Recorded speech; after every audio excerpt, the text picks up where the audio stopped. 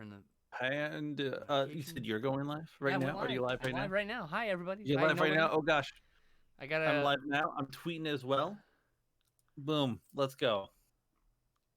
I gotta wait for. Let's go. No, there's No, no no. I waiting. gotta wait for the post so I can put the link. I gotta reply to my own post, and then I go over here. Oh, see, I'm not even gonna do a GIF. link. I expect people to find them, find me, the old-fashioned way. I know. I'm just using. I'm just replying with the GIF with the address in it. You see? Oh, let's thinking with the noggin. Fucking thinking with the noggin. What I tell you about doing that? I should stop. You're right. It's not It's really my illegal speed. in several states. It is. What the fuck? Alright, I'll follow this person. Fuck it. But more importantly than that, What? how are you doing today? I'm not great. I'm fucking tired. Oh, I'm sorry. Well, it's probably because of the other podcast that you guys started up yesterday. How you and Stout? Stout Stout? with a D. His name's Justin. We can call him Justin. He's my platonic How life was mate. that? Was that good? Oh, it was pretty good. Yeah. We're gonna probably do something a little more regular. And with his moving face instead, because yeah. So with his moving face, Yes, was it because just what a happened picture of is him? he was doing his own stream, and I was doing my stream, and he was just guesting on my thing. So I had a still frame of him mid sneeze, about to sneeze. He's like, and I someone took a screenshot of him, so I saved that screenshot for just to, because you never know when that's Just gonna, to you have. never No, know I when understand. know when something so embarrassing could be useful. So That's true. For instance, I save all of my videos. I why would don't. you do such a Actually, thing? I delete them as soon as I run out of space on my hard drive. Let's I'm see. like, boop, goodbye. Oh my god, I was so right about how it cropped my face. God damn it. You were, which is funny to me at least. I don't know if it's funny to you. So chat, I had mentioned that when I took the shot that it was gonna crop my face right here and focus on her face, and boy howdy was I right. Thanks Oh, Twitter boy. algorithm. How? Twitter algorithm just hates me. All right, well you're drinking. I'm gonna do a little smoky smoke. Huzzah! Drink if you got them, folks. This You is a need to turn you nice the hell up though. There you go. gin and tonic. Oh, you know, I need to turn you up as well. Thank La you la la for la the la la reminder. la la. I guess you gotta turn you down a little bit, just a tiny bit. No, There you go. no one would get turned down. No, because you get loud. I had to like turn you down a little bit because if you got really loud for whatever reason, got even I'm like a little sorry. bit, you I would do peak. that. I get really close and then I whisper and then I forget that I'm this close and Yeah, then I that's fine. start shouting. Start shouting! What's that character? Have you seen Parks and Rec? Yes. What is that character who's like the friend of Aziz Ansari's character, but like, let's get party. That guy. What is his name? Because that just reminded you. I Just can't reminded me of that remember. I guy. know it's like Jonathan or something like that. John something. Yeah, I don't remember. But like, No, I 100% I 100% do that it. character is amazing Because it's actually it's kind of a negative Jewish stereotype oh, because is they're it? the only Jewish family in the entire show. Is it? Um and like so it's like the rich dad and then it's the two kids that are just kind of lazy and greedy. So it's a Oh, I never terrible even thought about Jewish that. stereotype I didn't think that it was so inconsiderate to people. Damn. yeah, you know, I don't know if it was intentional. I like to believe that it's not, but at the same time, I think I when don't you're know. when you're in the moment and you're doing the character, probably don't think about it like that much. You know, you're just following the script or whatever, adding your little pieces and not thinking about it, and then next thing you're like, well, in context, it's a little not okay. Like, all right. But then no one was like, I don't feel like it's like one of those things where like, yes, no one meant to be this way, so it's like, yeah, we shouldn't get mad at them. But we should also just still point it out, though. You know, it's intent. No one's intending to offend anybody. It's just someone got offended, probably. I would hope not. I mean, some shows do, I don't watch intend those kind to of do shows. that. But Not yeah, my thing. Parks and Rec is not though. I've heard some bad things about what's his face, Mr. Chris on there. Oh, Chris Pratt. Yeah, I mean, look, Yeah, very charismatic people can sometimes be kind of shitty. It's like, I mean, he is like name me. Okay, I guarantee you, there's something up with The Rock. no, shut your face. I'm sorry. There's no one that fucking nice and that fucking rich and that fucking popular that doesn't have a fucking dark skeleton in their Don't say that. Like, Next thing you're like gonna come after closet. Tom Hanks. I And me swear and to you are gonna fuck, have to end. if we find out that America's favorite Canadian is like evil in some way, I will cry for weeks. Tom Hanks The is a only fucking evil thing national. He's a about national treasure of both America and Canada. He's one of the few well, people who yeah, are like that. You know. I was gonna say the only evil thing about Tom Hanks is the fact that he is Canadian. So Well, I mean, you're allowed to be a little evil in this world. It's okay. I mean that's true. That's true. Being I just Canadian isn't generally harmful to other people, so we'll give it a pass. one of my favorite things about Tom Hanks is the fact that he loves Carly Rae Jepsen Well, who so much doesn't? that he was in one of her music videos. Oh, lucky bastard. I know. Like, call me maybe. Yeah, call me maybe, baby. I don't So I just did a just a random search, and we don't have to dive into it right away.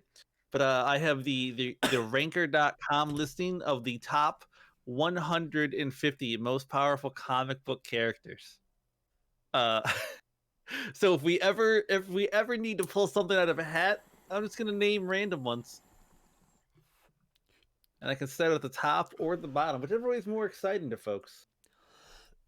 know.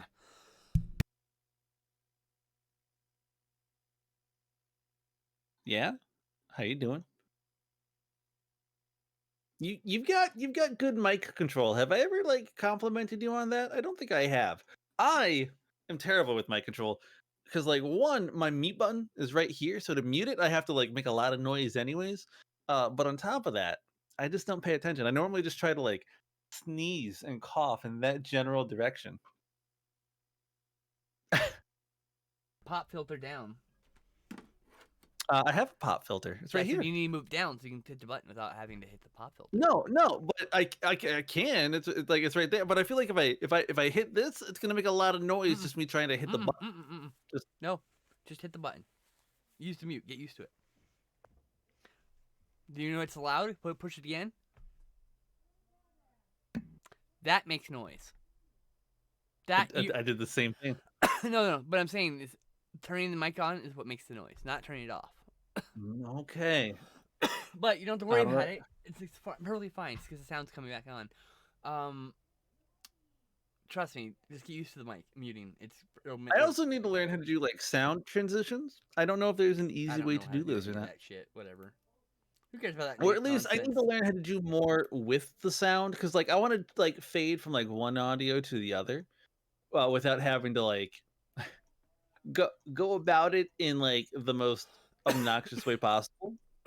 Um, well, you can do But transition that's effects within OBS Studio. There's a real quick drop down. You can change it on the fly before you change scenes. So if you want to do a different kind of transition, you can. yeah. I guess so. Like I guess my big issue there is just that, like, for instance, I was streaming music during like a pre-roll kind of a thing, Yeah. and then directly after that, I wanted to just move right into my video game, but they all run off the desktop audio, you know? Well, you have to go to your. So in this case, you go to your music player and you just drag your volume slider down. It's real easy. So No, so see, you click with your mouse. You click change scene. You just immediately scroll down this volume, or you do what I do and get a fucking volume control knob and then. okay, but for your scenes, can you listen? We'll talk about this off. We'll talk about this more off screen. Not everyone needs to hear We're me having like being I just don't a know. complete Is your moron. question? Don't ask me. I don't know how to What? do any of that shit. I just go like You this is my know music player. everything? I just do everything by hand. Like I mean that's what I did, and it worked certainly okay.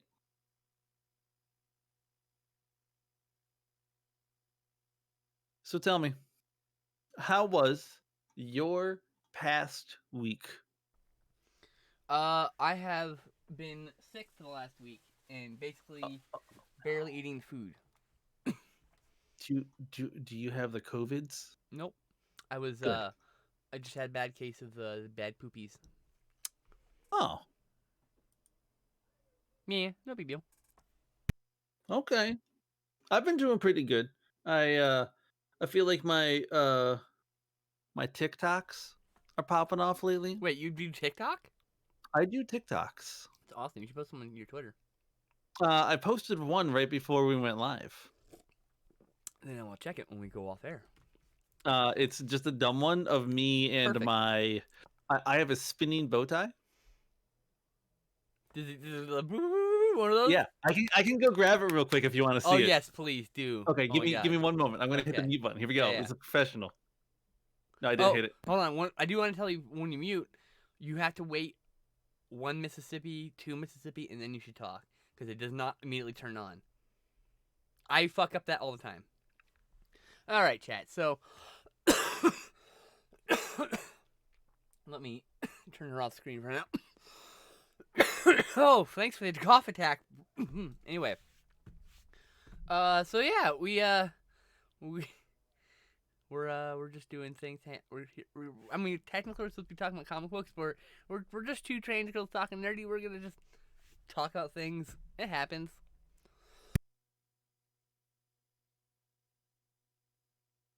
Oh, let's gonna bring her back. We gotta bring her back on screen. There we go. She's back on screen.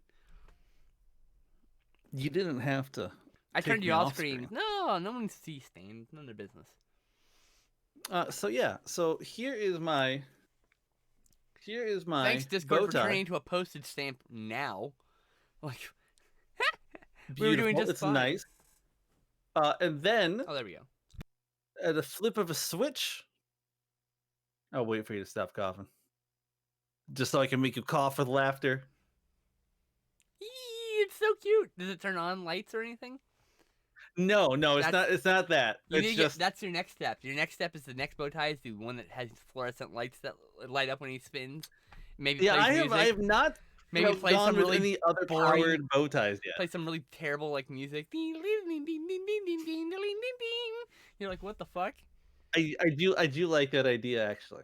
I saw the sign and it opened up my eyes. I saw the sign. That's what we play. That's what should be playing. The really in clipped, low quality audio from a tiny shit speaker. But yeah, I only wear that bow tie. It should be almost illegible. You know, like what's going on, or not illegible, inaudible. Inaudible, yeah. You're like, what the fuck? Speed it up a couple notches. Yeah, I only wear the spinny bow tie on April Fool's Day. I have enough bow ties that some bow ties I regulate just the holidays or just the different seasons. Wait, you have a lot of bow ties? I have like 17 bow ties. Why aren't you taking these photos like every day with your new bow tie? Like, So I used to, like on Instagram, you'll see a lot of my photos have bow ties, but since I've come out as trans, I've worn more and more feminine clothing, and feminine clothing that I own doesn't have a lot of collars, so I can't wear the bow ties. Girls can wear button-up shirts and cute skirts. You are 100% correct. I am trying to look more feminine than that. But I'm saying you can wear, but you tuck the skirt in the shirt inside the skirt. So the skirt comes up here. It looks like you're wearing a blouse, and you can still wear the bow tie. Bow tie is not gendered. No, I know. I've not felt comfortable combining the two. Yeah. That's why I've upped my amazing earring game. I should send you a link to that the big poofy skirt I have. It works really great with like t-shirts and button-up shirts and stuff. Yeah. Yeah, just real Most plain of my black. button-up shirts are a little loose, is the thing. Like I've got reasons why I do this. And one day, now what you do that you can fix. You tuck it all in. You bring the shirt up or bring the skirt up, and then you pull the shirt so it's poofy. And now it's part of the style. You've got a poofy shirt going on. You see? I don't know if I would like that. Anyway, there's things you can do. I'm saying. Oh yes, 100%. And I feel like if I was not so much of a coward, I probably would do more. You're not a coward. I'm a coward. No. You have anxiety. It's not the same thing. Exactly. We're gonna score some channel points for you. Boom, up to 15,000. What can we spend channel points on? I forgot. I'm so sorry. Just been one of the. I'm so scattered today. Let's do an ad break. Doop. What? I wouldn't do an ad break for you. What the fuck? That's one of the options I can choose for spending my points. Options I can choose your channel. For spending my points. Hey, for 10,000 points, give me a 30-second ad. Did I really have an ad break? You have that as an option. I do. I forgot about it. I added a bunch of these on there, and I increased the points on Talk Sexy because people were using it. They were abusing the power of Talk Sexy. No, I can make you do that for 3 minutes. I actually have to turn it down to fit. I also have to change it to a more nebulous time because trying to talk for one solid minute's really hard. Just because I'm not very good with the feminine voice. I'm not great at it either. So I'm right there with you. You know, it's funny. I think of your voice as a feminine voice already. That's because you've only known me since I've been trans. That's good. Oh, or not. I don't know. No, I'm okay with that. Like, no, on. that's fine. Like, what I'm saying is, like, that's good. Like, I'm like, oh, I mean, like, Yeah. I don't disagree. It's just like, yeah, all right. Yeah, okay. Seems plausible. It is. So yeah. this ranker list of the 150 plus most powerful comic book What universe? superheroes. Is it all universes? All universes. Son of a bitch. Okay. But this list, even though it claims to be 150 plus, stops at 73. Is there no next page or anything? No, there's a next list, and I've clicked on it, and it takes you to a totally different list. Oh, cool. All They right. just stop. And I'm That's like, what you get for using the top search Google option. yeah, that's fine. But here, there's a bunch of comic book characters on here that I've just never heard of, and some that I'm like, are they though? Are they the strongest? But before we kind of get into like that level of just like I have a preface discourse. to that. Okay, wait. What are you gonna say? Anyway. Oh, I was just gonna say we should talk about our personal favorite comic book characters and stuff like I was that. gonna say actually I have a better start. Ooh, good. But I was gonna say when we go over that list, you have to understand that power level is subjective because the writer changes the power level of the character. 100%. I agree with that. Otherwise, is Living Tribunal in the top 5 characters?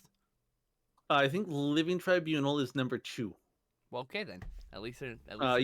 Living Tribunal is number 2. Who's number 1? 1 above all. All right, fair enough. Fair enough. I mean, that's the one great being before. Do you know who that was before I said that? Because I didn't know until I read it on here. No.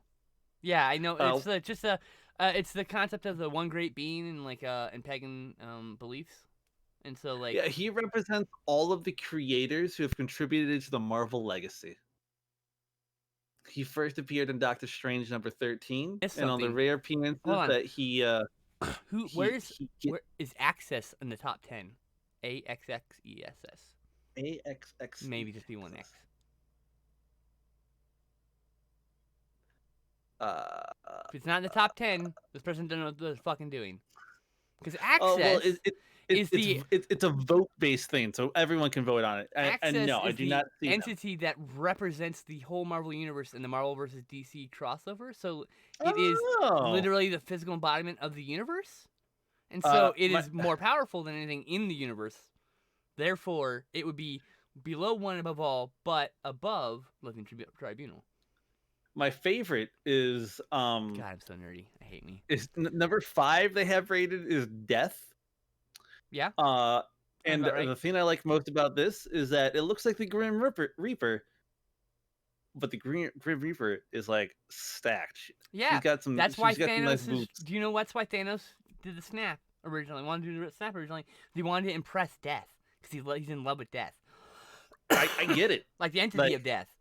Like that body, like she's probably not that great of a kisser, but she's got a body that can move the heavens. She's probably she got a body that moves the heavens, but she's probably not very good at holding a conversation, right? Like no, I mean, why not? Because the thing is, she just sits there stoically until you're ready to die, and she just kills you. Like she doesn't really say much. Is my point.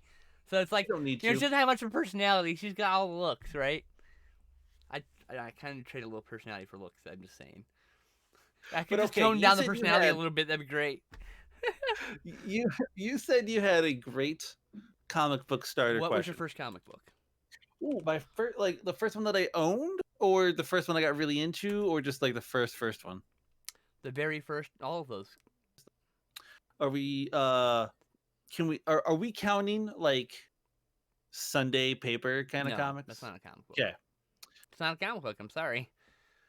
Well, no, comic books did originate from the comics. So comics originate from the collections of Sunday comic strips, essentially. Okay, they're not the same thing. Got it. Because of the way that they're told.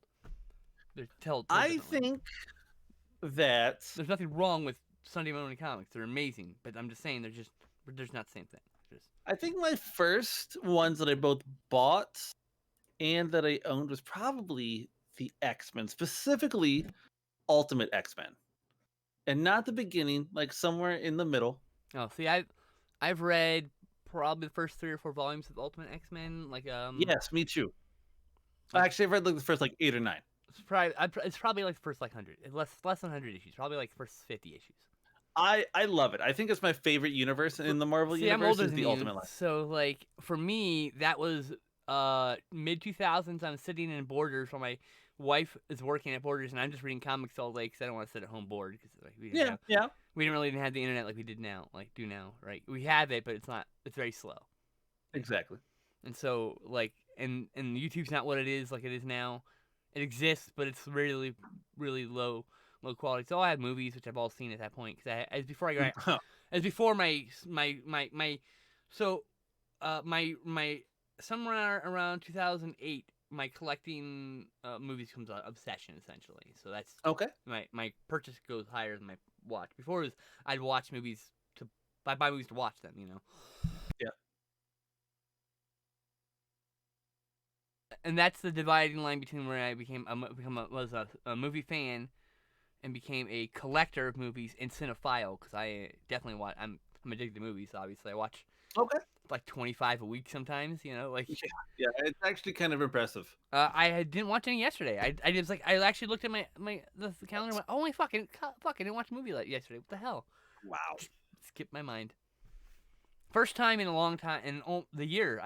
Second time this whole year I've missed a movie.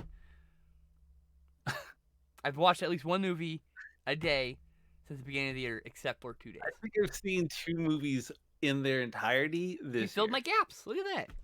There you go. I bet you those are the days you watch movies too. I'm taking all your movie energy. I'm sorry, sis. Oh, it's fine. No, please do. Please do.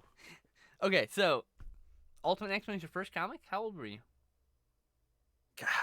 Teens, early teens. Oh, really? That's pretty late, honestly.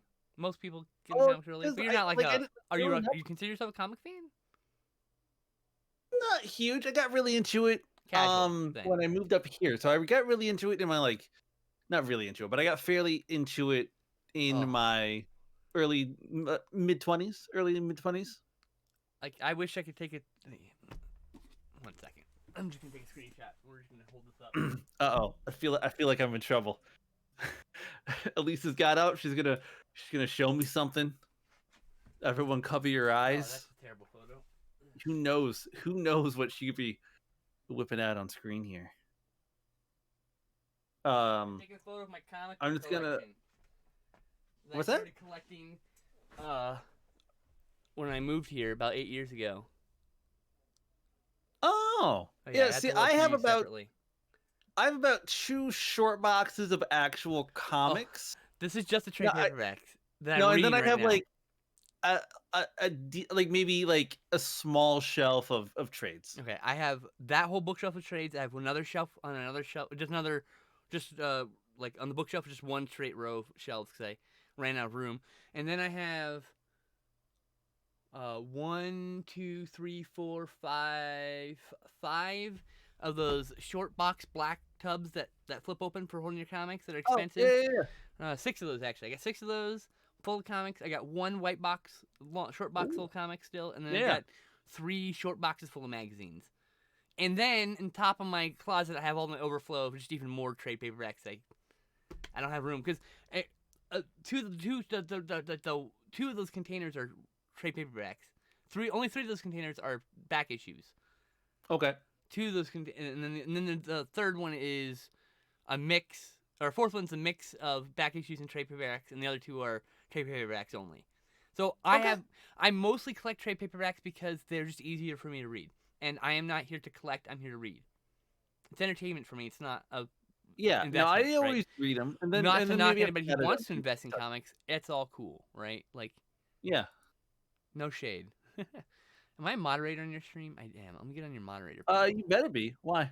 I am. I need to get. There's something wrong on my stream. There's no one chatting right now. No. I just go to the moderator panel because it's just easier to see it's just easier to see everything. I don't know. Oh, I like okay. the moderator panels, and it gives you more control over just the stream. So Okay. like it's like super easy to look at someone's profile while still looking at the chat. So the chat and the user list are separate. So when you click on a user profile and you see someone being shitty in chat, you can click on the profile here in the user list and look at the profile, and you can still see what they're saying. Mm. So you can monitor things, ban them without ever having to like obscure your view of the chat, things like that. Oh, that is nice. I To clear your quest queue, so like when someone does one of your little channel points investment thingies into your yeah. channel, and it requires you to confirm it, it gives you the ability to do that from there. I'll be honest. I don't think I have those yet. So Channel points. Oh, do you have an? Are you affiliate yet? no, I'm not Oh affiliate yet. shit! I am so sorry. I would keep forgetting. I always think you're an affiliate, and I realized I No, can't I subscribe to you. That's stream right. enough that like if I was any good at my job, I would be affiliates. The But no, I don't have enough people if coming back time and time again. honestly, I'm really honest. If you couldn't, I know you can't because you got a whole life and work and stuff. But if something happened and you could invest a lot of time, I would say the thing that would help you is streaming 8 hours a day for like 5 days a week. Yeah, see, that sounds like kind Work, of awful. but it's not work because you're having fun playing games. Because you Yeah, just change no, the I games would. up. You don't play I the would same game actually every like day. finish the Crusader Kings 3 thing. What I need to do is I just need to look at Yeah. like games that have more viewers and try to play more of those. You want like Not tons. I'm talking about like a I'm few like thousand. it depends. Honestly, you know what the best? Are you in just chatting right now? Yes. That's the ticket. Just But chatting. here's the thing. It's not the ticket because I get higher average views for my Crusader Kings, which has one of the lowest view counts. Like, Because you don't consistently do things in just chatting. That's the thing. oh, I But do I'm this. saying, but this is one thing. But I'm saying if you did all your streams just chatting, you become known as just chatting. You people watch you just chatting. You're very entertaining. Uh, You see what I mean? Like you've got the charisma. very entertaining. You're No, no, putting words in my no. mouth. You don't. No, you are self-deprecating to a fault, but you are That's me. very charismatic and you're very entertaining. You can, if you were able to literally put your nose to the grindstone, if you had the time to do so. I know you don't. You you could excel at this. Is my point. You would be affiliate in no time. I really wish I had the magic card grindstone so that I could put my nose to it right there, just for the joke. But I don't. I So would have I unfortunately, would have just shaken my head and probably facepalm. But yes. just like my wife, what can I say? But that's my point. That's like you've got this dry wit and humor that people really dig. Oh, people do enjoy it, and I don't know why. I think they're all fools and not of the April variety. So what comic book series do you think doesn't get Oh, enough love and appreciation? first I have to answer the question of my first comic book. Oh crap! I'm sorry. Continue. X Force number 12. Ooh, Rob X Liefeld. Force number. The That's cover has specific. Gideon choking Cruel, two external characters. The characters are called externals. They're like immortal, semi-immortal characters. Cruel's Kruell, I believe. I'm looking up this He's a cover. big pink bastard. And it's funny is I bought that comic, and then like 5 years later, Toy Biz released an action figure, and I was like freaked the fuck out when I saw. I was like, oh my god, it's that guy. I still have the comic, by it. It's one of those issues I'll never get rid of. Obviously, I have the original comic from my childhood, which has no cover anymore, and I have a second, almost minty one that I just. That's the one that I just have because it's just meaningful. I'll probably get it framed someday because it's a nice edition. It's worthless, entirely worthless, but because these characters aren't popular. That's the one. You see it. I'm just trying to get it to show right because I have Yeah, a there you weird go. window captures set up right now. Yeah, that's the one. But yes, this Wrong one direction. right here. Yeah. Okay. Whatever. It works. I got there. That's There all you that go. matters. Hey, there you go. You did get there. But yeah. Exactly. That one. That specific issue. That specific one you're looking at right there is the digital cover because you can tell because UPC is blacked out. That's where you. Oh yeah, that makes sense. That's where you. I'm looking at it online. So. When you make out the cover issue, it's not printed on there because you change it for each print run, perhaps. Oh, that's So interesting. like, it's got a black spot, and then when you go to print it, you put the new one in there, and it's a separate plate you stamp. Anyway. Oh, I like that. Yeah, Yeah. I like that. I For whatever reason, I really like the X-Men. I would say they're Mm-hmm. probably just my favorite like group of superheroes. Um, Big time. but Same. I've never read any of the X-Force stuff. So yeah, okay, that was my very first issue, and I bought it. So and I bought it. It Did was you buy it new. because it was too It was big? brand new, so it was 91, 92, 93, whenever that was. We were on the. Okay. I remember specifically, we were at a gas station at the Grand Canyon. And my mom said grab some comics, Ooh, and so I grabbed some comics, and I just grabbed that one. The only one that looked that's cool awesome. was that one, so I grabbed that comic. That's great. Yeah, That's fantastic. actually, What a way to like. and like that, like I was like, these are really cool. It's neat. My mom said I learned to read on comics, but I don't remember having any comics prior to that. I don't have Oh, anything older than that. I had an Uncle Scrooge at one point. I think that's the one I learned to read with, but I don't have it anymore. That I I can't mean, does find that it. count? I can't. Yeah, it's an Uncle Scrooge comic. It's a real comic book with character Yeah, Uncle no, no, Scrooge. no. But like, does that count as your first? Probably, but I don't remember it, so I don't count it. It Okay. wasn't. It wasn't the comic that went. I went. What the hell is this thing? This is really cool. Who's this pink guy? And this guy has This green is hair. Neato Petitos. Yeah, and yes, Rob Liefeld.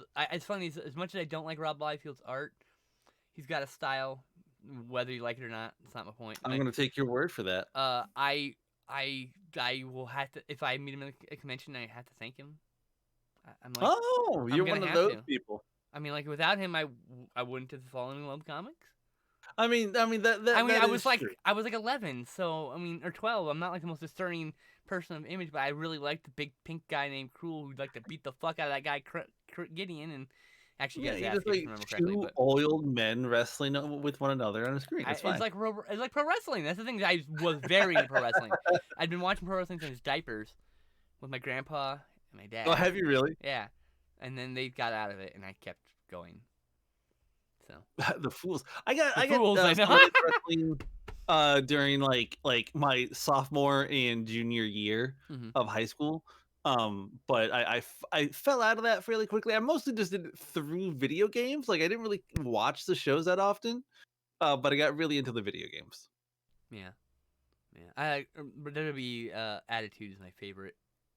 It's not good, but like its career system specifically is you work as a tag team on a house show until you're good Oh, enough that's to so get on good. TV, and then you work as like jobbers on TV until you get good enough. Like it's like they like the career mode is like the most realistic career mode in that you're like literally working the fucking road Monday through Friday, doing all these matches I until like you that. level up in the company's esteem to like and then So it was actually kind of cool, but like it's like that's the only thing. It was there's no story to it. It was just career mode.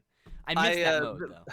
the game that I played the most of was the original WWF SmackDown or Oh, WWE SmackDown, whatever. here comes the pain. Um, and No, it was great. that's not here comes the pain. That's the third one, I think. And I think it's literally just SmackDown.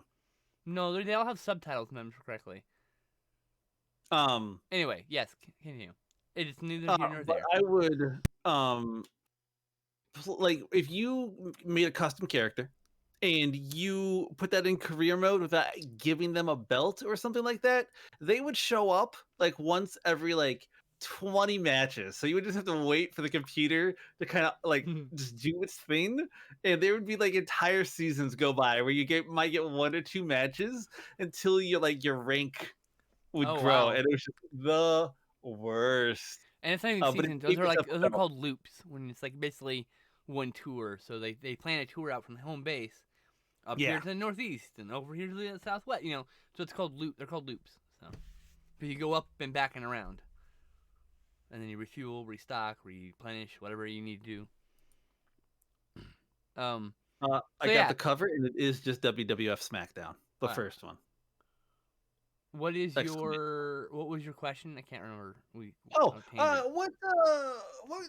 what comic book or comic book series do you think is like underrated or just not talked about enough? I'll go first while you're thinking of this one.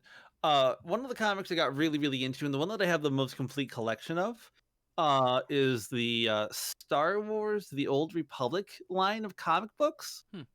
Absolutely love it. I mean, and it's literally like it fairly Interesting. closely, I think, if I remember correctly, follows the kind of like the basic events of the video game of the same name. Mm-hmm. Um, and it's was just so good. Like I love the art, I love the story, but I felt like I was the only one who ever really read it. It was also my first like foray into independent. Oh Like God, Dark Horse is independent, it is. But I but I mean, feel like I don't big think independent. Star Wars is quite independent. At that point, I think they were like the third. They were third ranked. But no, Uh, wait. Actually, maybe I it have a might be question Image. on Image was independency when actually. it comes to movies, but we can talk about that later. You have to So argue that maybe Image Comics is like the third biggie now, even though they don't have a corporation behind them. They're the only one without a oh, corporation behind them. They're the biggest, but- like, independent really? comic. Yeah, Oh, I didn't know that. because they got fucking. I mean, they got like Walking Dead and Invincible, so they got like Uh, they got these big deals, but they're not like owned by. They're not like incorporated into like Warner Brothers or something like DC is. DC's part of Warner Brothers. They bought them out in the '80s. You know what fucking upsets me? Jim that Shooter. Jim Shooter. Everyone has problems with Jim Shooter. I don't have whatever you say what you want about his editing style, whatever. Or I will. but he was offered by the head of DC in 1984 or 2 or whenever they were having like Mhm. they were having a bad sales time, right? And so like they're like, we don't know what to do with this. Can we just sell those comics to you and just sell the characters to you and you just deal with it? And he turned it down. I was like, what the fuck's your problem? Do you have a problem with Superman and the Avengers, you fucking asshole? What the fuck, Wow. dude? What the fuck is wrong with you? Wow. What the fuck? Anyway, Yeah, it seems like they end a up being mistake. they end up being bought by another company, and then that company got bought by Warner Brothers. So that's what happened. Oh. See, that's not. See, I'm like, and I don't necessarily want all these movies done by Disney, but I'm saying like, if that happened, maybe Disney would have never bought them Yeah, because they would be that's the true. biggest. They would be the Titans. Oh, just real brief. I know I haven't seen Yeah. most of Justice League, but Only seen the first half, yes. the Snyder cut. But I God. did like when they went back in time and you saw that the Green Lantern fighting like way back when. That was neat. I That do was like that. cool. Couldn't quite identify which Green Lantern it was, so it may have been a unique one. That made two of us. So Yeah. my I'm like, goodness. I thought it was gonna be Tomar Ray, but it was not, and I was like, okay, I don't. It might actually be a deep cut character I'm just not familiar with because I know, Oh, like, it could I'm. just be like a random one. They're like, hey, let's make some weird monkey looking thing and Yeah, call it yeah. a Green Lantern. I think it's just some weird alien, but yeah, it's cool. I mean, the idea is we're in a sector with a lot of planets, so of course. I also like the ring was about spoilers by the way for the Snyder cut, so like don't listen if you care. Was the ring about to choose one of the bad guys to protect the entire like Earth quadrant? No, I feel like the ring came it off got at one. intercepted. It was grabbed by the bad guy. Oh, it got grabbed by the bad Yeah. guy. I thought someone took it away from him because it was going to him. Mm-mm. Okay. No. Okay, good. Then never Uh, mind. the ring would not choose someone of evil. The whole Oh, that's fucking, the whole thing about Green Lantern is it's beware evil might beware evil's might of Green Lantern's light. I can't remember the fucking thing. I'm sorry. I thought it was all about like hope. I used to like have I used to have the fucking Green Lantern oath in my brain, but now my brain is broken and just cannot formulate a structure. And it's Alright, like one in Darkest Night, in Brightest Day and Darkest Night, no evil shall escape my sight. Let those who fear what those I don't know worship. Let those who worship evil's might fear my I don't know that. That's the last line I'm forgetting. Beware my Thank you. power, Green Lanterns and lights. When I was in high school, I wanted to get that tattooed on my body. You know what I mean? Like it's a I pretty was sweet saying. such a hardcore Green Lantern fan, and then you know what they did? Ron Mars killed him and made him a villain. I don't know who that is. Ron Mars is a writer or artist. I can't writer and artist. Writer. He's a writer. Yeah. He killed him off, and I held a vendetta against him ever since. They brought him back, but he's not the same. He's just different. I don't like the new version of Hal Jordan. God damn it. I don't like Ryan Reynolds as Hal Jordan either. God damn it. That is fine. Can I hit you up with an alternate version of the saying? Of the what? So, in the 31st century version, the saying has changed. This is It says Sodom Yacht, who I don't know who that is, but whoever the Green Lantern is in the 31st century.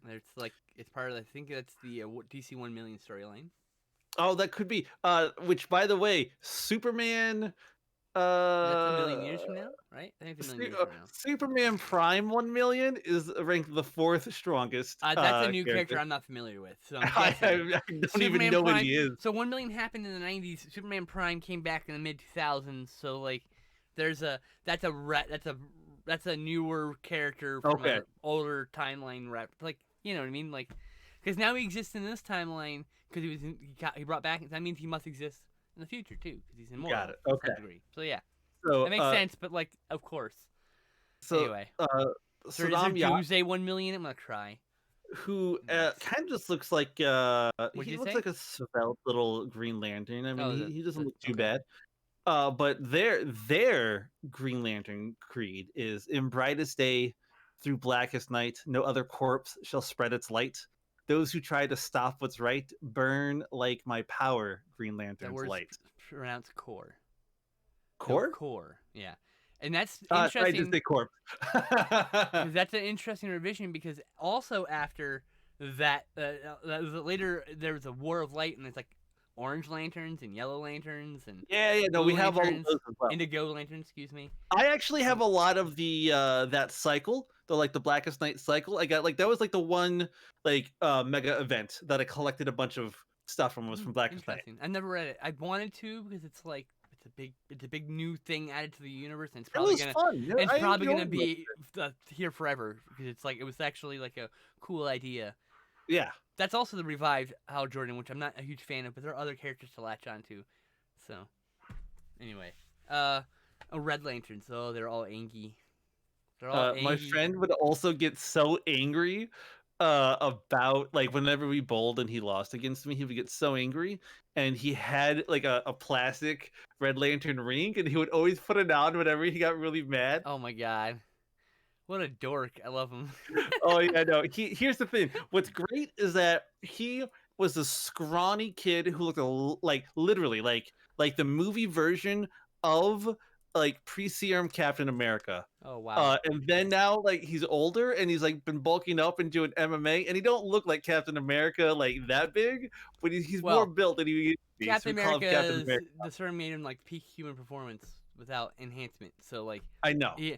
So the idea is with Captain America's body is that's the best a human body can look without steroids, essentially. I just it makes it, Because I mean, you can see guys who are way more cut than fucking Captain America out there, but that's well, it because they're depends on the probably version. I enhancing feel their like fucking isn't there physique. one comic book cover with like Captain America with like just like muscles like out to Yeah, like that's called huge. here. That's called Captain America Heroes Reborn. I'm actually a huge fan of that storyline. Are you? Yeah, I love that story. 13 issues. That's good shit. I retcon like okay, so Heroes Reborn. So Captain America, the Avengers, which is Iron Man, Hulk, Thor. I'm missing someone. What am I missing? Vision, Scarlet Witch. I think I'm still missing someone. They all died for the onslaught, and Oh, okay. there's a Fantastic Four also, and so they were relaunched in a separate universe that was set in a more real world ish type setting. Okay. And so what they did was Captain America doesn't go into the ice because of he goes into the ice in World War II, and somewhere in the 50s they pull him out of the ice, and they put him on ice and cryogenically freeze him and unfreeze him to fight in wars. And he just thinks it's just he wakes up, they reprogram his brain. Oh. Like Winter Soldier, the whole Winter Soldier stuff. That's where the shit originates from. Oh. Literally that same I was like, that's like someone thought that's a cool idea. I'll use that little bit for this character here. And it worked well. But yes, that's Captain America. Here's Reborn Captain America, which I think is volume 2 or 3. And that's the Rob Liefeld once again, as we discussed. He doesn't know anatomy with his giant chest that's facing forward, even though Captain America is facing sideways. Yes, that one. I'm glad you know exactly Issue which number one 1. I'm talking. Yeah, I have all 13 issues, and then Nice. in fact, there's just a recently released or soon to be released Captain America Heroes Reborn complete collection, and you're goddamn right, I'm gonna buy it so I can get rid of my single issues. Heyo. All those single issues I've read so much that the covers are falling off. I taped covers back onto the issues because, once again, I'm not here for. I don't give a fuck about the value. I want to read the book, which is why I prefer trade paperbacks. Trade paperbacks, no one complains if I fucking read the trade. Like, oh, you're getting oils on the fucking rare paper. I'm like, oh, am I? Am I getting rare Am oils on the I? $1,000 comic? I don't give a fuck, bro. I'm trying to read a book. Like, I've got some rare issues, but you know what? They're all reader conditions. I read them. Yes. Why I not? literally spent $200 on a comic that I wanted to read back in the day before trade paperbacks were like a big thing. So like, Yeah. you know, it's like fuck. And I don't care. I mean, it's a comic book. It's meant to be read. It is. There's nothing I agree. to knock collectors. They're welcome to collect, but I just don't collect. You know, it's not for me. I respect it. Like, you go for it, but like, I'm gonna read. You respect my wanting to read. You know, that's all I request. I do the same thing. That and like Funkos, like you open up the Funkos, like that's all there's to it. I actually don't, because they display well in the box. But if they didn't, and some of them do. Some of them I'd open because they don't display well in the box. Some of them display well in the box, and I leave them in the box just because they look nice in the box. You know? Yeah. It just depends on the figure. Like, I have a Harley Quinn, looks really nice in the box. I see no reason to take her out. Not because I think she's valuable, because her box is beat up and it's like not a rare one or anything. I don't give a fuck about that. I have an Iron Man that I did open because he looks terrible in the box. You can't see the flame. He's like flying with these boosters, and you can't see the boosters because we know below the box, right? And his head's peeking above the box line, so he's like this in the box. So I'm like, yeah, I'm gonna take him out of the box. You know what I mean? Like, It's gonna open you up real quick. yeah. It's like, but yeah, some of them I open, some of them I don't. Just depends. Yeah, but I respect anybody who wants to keep him in the box. Go for it. Like, whatever. Yeah. I've got a flocked Swamp Thing I'll never take out of the box, just because the flocking will come off for the oils in the hands over time. So That makes sense. No one's ever touched it. I will never touch it. I know what flocking feels like. I don't need to actually touch it. You know what if I touch it? I would be very angry with you, actually. I wouldn't do that to you. I know you wouldn't, but I'm saying, like, you here, touch the glow in the dark one. Don't touch my fucking flocked one. You know, add the glow in the dark Swamp Thing also. You actually, glow in the dark Swamp Thing would be pretty sweet. Yeah, I'm a big fan of Swamp Thing, so I was like, okay, I gotta get this guy. My wife actually had the cover of one of the Swamp Things issues in her office when I first met her. So. Oh, really? That's cool. Yeah, I don't remember which one, and I don't remember why, and I don't think comics? She is like, so she has a lot more comics than I do. Oh, so she's bigger nerd but than she's you. one of those people who like she had a nerd, subscription to Batman. She loves Batman. I She love used to Batman. On my shelf, you'll see used to two do- things. I have in chronological order, Claremont to Onslaught, X-Men, and fucking from the beginning of Batman to the end of time, because I collect everything Batman. You know, to see that. For a all while on chronological. Tumblr, she was doing this like retro reread of Batman, where she would just go through the old Batman comics, and she would like from the beginning so cool. and read and talk about them. But she kind of got bored of that, so she stopped that. That happens. But yeah, no, so like she was someone who was subscribed to it. We went through Things from Another World is where we got most of our comics from. Good shit. I did a lot of Mile High orders. Yeah, so we had a store did at Garden Grove until the early 2000s. So like she just had a subscription, so Batman would come, but like there are still several Batman comics that she has not even taken out of like the packaging, just because she never actually reads them. So she has a bunch of them. She wants to, she just doesn't always make time to read them. It happens. Hey, I respect it. You know, life gets So busy. she stopped collecting, but she loves Batman. She loves Batman more than anything. If you ask her, the best villain is Two-Face. And the best Batman from the movies is not the OG, not Adam West. What's his face from? I can't think of his name right now. Keaton. Yes, thank you. My favorite Batman on screen has been Mask of the Phantasm, because I don't think anyone has been a good Batman in live action yet. That's the kind of Batman. I think all of them have been okay. That's the kind of Batman fan I am. I'm like, no one's ever gotten it right. I am firmly believing that it might even take two different people. Kevin Conroy nailed it, but he didn't have to act in front of the screen, right? So it was just, they're still acting, but it's not the same thing as trying to embody the physical character aspect. Because like, I don't know. There's just you get to play two completely different characters for Bruce Wayne and Batman. And so my favorite Batman movies are where Bruce Wayne doesn't even appear half the time. Because the truth is, Bruce Wayne's the alter ego. Batman's now the real person. He spends more time as Batman, so. I don't know. I don't know. I say that, and then people start arguing with me, but I'm like, I don't So know. I could be currently, convinced either way. currently in trade paperback, I have Post Crisis on Infinite Earth from 1986 to Cataclysm, which is or No Man's Land, which is the one that the earthquake hits Gotham and stuff. Uh, Okay. and I'm missing 2 volumes that have been printed because like Dark Knight Return, Dark Knight Detective and Cape Crusader volumes during the pandemic, DC switched distributors and those fucking volumes just went into the ether and no one's ever fucking seen them. Oh. So they're really expensive on eBay for no fucking reason, just because as soon as they fucking find them in their catalog them in their warehouse, they're gonna be common shit. I'll finally Yep. be able to get them, or maybe they'll reprint them finally, whatever. But like, I'm missing some volumes right now, but like, I'm trying to close that gap. I'm really close to closing that gap because I've got from Second Chances on, and Second Chances is like right after only a few years after Crisis. The Second Chances is the Todd era, the beginning of the Todd era, Jason Todd era Robin. Keep blanking on the name Robin for some reason. So that's like his origin on, and like, so I have that on, and then I use Dark Knight, or not Dark Knight, Year 1, Year 2, Year 3's in this collection, so I don't need a separate Year 3. But then I have Long Halloween,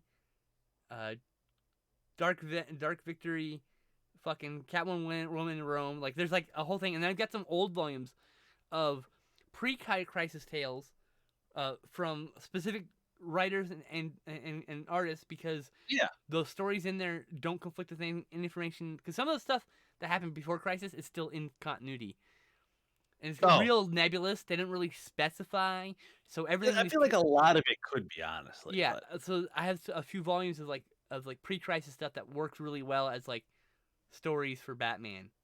Like, here, I can just grab them real quick. Yeah, no, that's fine. I personally find it really interesting that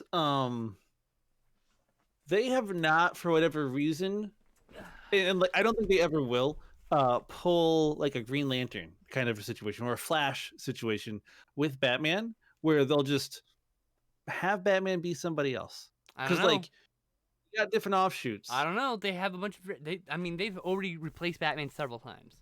Yeah, but it's always come back to Bruce Wayne in the main comic, like in the main line. That's stuck yet. It will happen though.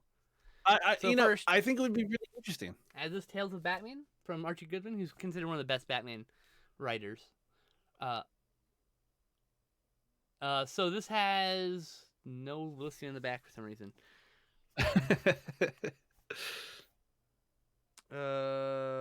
Well, that's not helpful. This is the only one without like information. Okay, here we go. So this has a bunch of Detective Comics issues. Written by Archie Goodwin, and it deals mostly with like Ra's al Ghul stuff, and then there is a whole character like every pre-Crisis tale of Manhunter, which is a character that becomes.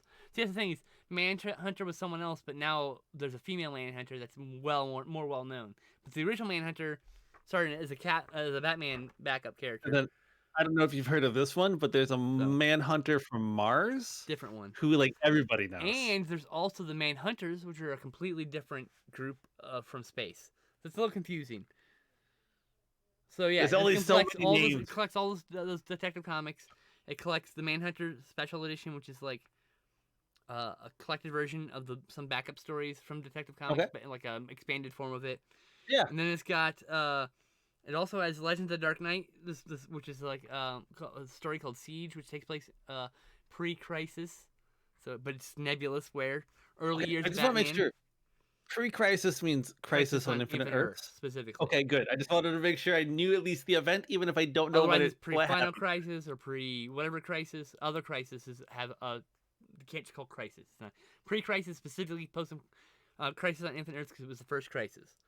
Got it. And then it's got Batman Night Cries, which is probably one of the best Batman stories ever told. And then the other volume I have is the Steve Englehart story. That volume. Steve Englehart. I like that cover. And Marshall Rogers did this series of stories, and this is Dr. Phosphorus. He pretty much doesn't really show up anymore, but this is like his full character run for at the time. I think he came out back at some point. But this there's a whole series of stories in here that are like early years Batman, and then there's a follow-up 1 through 6 of Dark Detective, which is a miniseries that follows these issues specifically. It's like a direct sequel to these. And it's got a bunch of random other issues I don't care about, but those are the two things I wanted from this. So like, when these go in my continuity, it's like these all go pre-crisis stuff, even though they're Okay. it's a little bit mixed of newer stuff too. Anyway, sorry for that long diatribe. I'm sure it was boring. No, but hey, I love the long diatribes. Because you know what my diatribes are? you want It's this. Like, I'm going down the list. I see that there is voters have ranked Anti-Monitor as the 20th most powerful comic book character. who's above To which I say, Hmm. first off, I don't know who this is. I don't know who Monitor is, but it makes me wonder where Monitor's rated. And like they must have, whoever made Anti-Monitor must have done Monitor a great is job. like gets fucking murdered real quick, so I don't think he's considered very powerful. Well, why do they need an Anti-Monitor then? Because he's from the antimatter universe, so he's the anti-matter version of See, Monitor. You're see, welcome. I know that. I'm such a nerd. That's why am I why so fucking nerdy? Oh my god. Goku's only rated number 22 by the way. Goku's not a So. comic character. We don't count. Whoa, we're not counting Goku? He's not a comic character. Why not? Because he's not. He's an anime character. But he's from an anime. He's from the manga. Oh, okay, fine. But I don't count that. It's not the same thing. I don't count it. It's not the same. They're not the same kind of format. And like superhero comics are not the same thing as like manga, which are more like different kind of like it's like the storytelling's different. I don't know, the way it's like the way like the flow of the story is different. Yeah, they're sequential image You obviously. read it backwards to forwards. It's different. Like, I don't have Japan. a problem if someone lumps manga and comics together. I'm not like one of them crazy people. But I'm saying like, I mean, really, you go down to it. There's different like origins. There's different kind of like storytelling things going on with it. Different kind of like. I don't know. It's hard to explain, right? Like there's influence back and forth in the last 30 years or so, 40 years or so. You know, it's for sure, and it's kind of hard to tell now. It's kind of like, to be fair, I would say more modern stuff on both sides it's kind of blurred, and that's fine with me. 100%. That's fine. I'm perfectly fine with that. But I'm saying like, I think especially if you look at like Goku the modern era, like Goku's not a superhero comic. That's what I'm saying. That's how what I should have said. Goku's not a superhero comic. I don't want to. So. I don't want to get anyone mad, but according to those lists, Superman does beat out Goku. So Superman is more powerful than Goku. Great. You can go Super Saiyan. That's great. Superman goes into the sun, comes back. Well, he goes into the sun. He's also 1 million Supermans or something. I still don't understand. No. The thing about Superman. That's Superman. The thing about ignoring that thing, I need to understand. Superman can punch so hard he can distort reality. He can punch. Can he really? Superman Prime, Superboy Prime, who's a young version of Superman Prime, can punch so hard he breaks reality. He's Superman Prime, Earth 2 Superman, Earth 2 Lois, and Earth 2 Lex Luthor are all trapped in a pocket dimension that's like Eden, right? After Crisis on Infinite Earth, so the only survivors of the worlds, right? Everyone else forgets anything happens pre-Crisis except for the consolidated histories. That's convenient. Right, it's how it works. The whole point of Crisis was to simplify the current thing so you can just pick up a comic and read. It didn't work. No, it didn't, because they made it instantly complicated within months. They went and started bringing back characters. They went it was a fucking clusterfuck. But I feel like that happens every time. Not all characters. Some characters have like a late start, like Firestorm. Like he had pre-Crisis and post-Crisis, but like his fucking pre-Crisis tales were happening for months while Crisis was happening, and then his Crisis shit starts happening at the end. Like so, it was like. Even though he's showing up in Crisis way earlier, it was like it was a whole clusterfuck. Superman had like a late starting out with like reboot. But what was he saying? Was specifically talking about something I've forgotten. We were talking about Superman 1 million. Superman Prime 1 million. So the reason why Superman can beat Goku is Superman can literally punch time. You can just punch reality and create a black hole, a dimensional rift. You telling me Goku can't do that? No. When has he done that? But he can go into Super Saiyan level 4 fusion. And then Superman just turns back time and then punches you to death. Or just Turn think, back Superman can go time. turn back time. Superman can go back to when Goku was a baby and just beat him to death. Okay? Don't give me this shit that Goku has no chance against Superman. Okay? Superman can go back in time and punch you to death as a baby, alright? Do you understand me? Yeah, but he wouldn't. It's his No, of morals that course make him not. weak. But if Goku's evil enough to get blow up a fucking universe going Super Saiyan, he will go back in time and punch him in the face so that he cannot do that. Okay? He In will do that. Goku's defense, according to Bramble Forest, Goku did beat the god of the Dragon Ball Z universe. It's fair, but I guess Superman. I That's the guess thing. Superman could beat that too. But Superman's also beaten gods in this universe. So I mean, like, but can Goku turn back time? Because that's ultimately it doesn't matter what Goku can do. If Superman can go backwards in time and punch Goku as a fucking infant, it won't fucking matter, right? Let's be honest. Let's be real fucking honest. Time travel, ultimate power. I'm sorry, time travel wins. It sucks, but that's how it works. Superman's like, fuck causality. Bah! Just punch that baby into oblivion. Just splats him on the pavement. Goes back to the future. So keep in mind, Superman would not do that, of course, but. All right. How much do you know Transformer lore? Comic book wise? No, I don't really. I'm not really entrenched in comic books. Okay. And I'm not really entrenched in Transformers lore. I'm a fan of the toys. I'm a fan of the cartoon, but I'm not like. I'm mutuals and friends with like people in the fandom, but I'm not in the fandom. I enjoy the fandom. The bottom of this list is Omega Supreme. Where's Unicron? And according to what's that? Where's Unicron? If Omega Supreme's there, he's the size of the city. Where's Unicron? He's the size of the planet. One second. Let me read you the blurb. Type Control F. Go type in Unicron. He's not on the list. That's bullshit. Unicron's not on the list. Okay. Omega Supreme is the ancient Transformer from Cybertron. He came online as one of the Guardian robots. Hold on. Sometimes referred to as the Omega Sentinels. He's as tall as a commercial high-rise building. Oh yeah, that's not him. Fuck him. He transforms into a rocket capable of interstellar travel. Sure. Is he the size of a fucking planet? What's that? Is he the size of a fucking planet? Doesn't sound like it. So in the Unicorn trilogy, he believes that the unyielding resolve is Unicorn trilogy, and that's a fucking cartoon. It's not a comic book. Transformers animated. Omega Supreme was grievously wounded and spent many years offline with his body forming the spaceship Omega. Yeah. Now here's the problem with that. Unicron and Primus exist. Primus is Cybertron transformed, and Unicron's another planet. They're brothers. Oh, there's two fucking planets, and Primus created the Transformers, so he's a fucking god, and he's not on that list. Did Unicron make the Decepticons? He's the destroyer. Oh wait, like the B-Spots? No, he's the destroyer. He consumes everything. Speaking of which, I fucking love Primus creates, Unicron consumes. It's like a cycle of life. Sorry. Beast Wars? Is that what it was called? The Transformers that went into yeah. Then Beast Machines. I love that. I watched that all the time growing up. That's actually part of the continuity, technically. I have those 2 seasons. I haven't seen them in a while. Beast Wars and Beast Machines. Those 2 series, I should say. Beast Machines. I'm sorry. So there's Transformers season 1 through 3. Yep. And then we ignore Rebirth in America, and you go to Victory. You go to Master Force, Headmasters, Master Force, Victory, which are the 3 Japanese series. And then you go to Beast Wars, Beast Machines, or you go to Robots in Disguise 2001, not the new one, which I wish we had a Blu-ray release or DVD release. Won't have a Blu-ray release, but I wish they had a DVD release. I wish there was a release of Pete and Pete. There is a DVD release of Pete and Pete.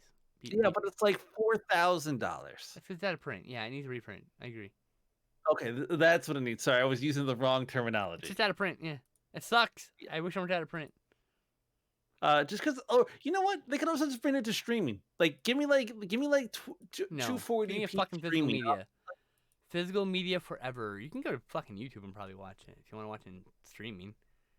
No. You say you want to watch it 240p, then go watch on YouTube. No, I want to watch it on Netflix at 240p. All right.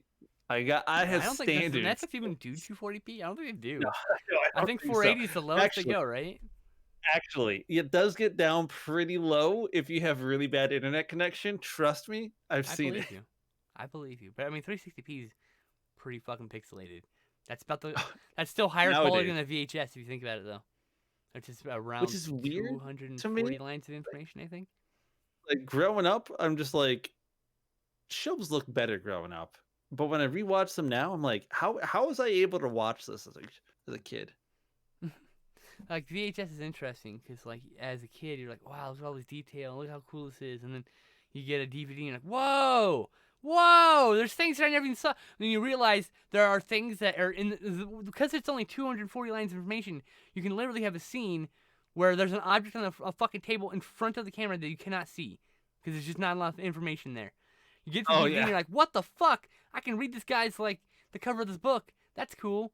But like there's lots of stuff. Now it's like Blu-ray. You're like I can read the writing on the fucking paper in that scene over there. In 4K, you're like I can see the fucking pores in this guy's face. Holy shit! I mean, like Yeah, each step up, it's like a fucking revelation. It's wild. Have you speaking of have you Gran Turismo 7? Did you see the trailer for that? oh no. Oh my god, they Is it announced it for PS5 someday. wait, when Someday. did they announce it? Not that long ago, like a couple months Okay, ago. like but not like today, Not today, correct? no. It was like last month, I think. But like trailer, I watched it in 4K, and it looks real. It's All totally right. rendered, but that's so good. And I remember when Gran Yeah. Turismo 3. This is how weird it is, right?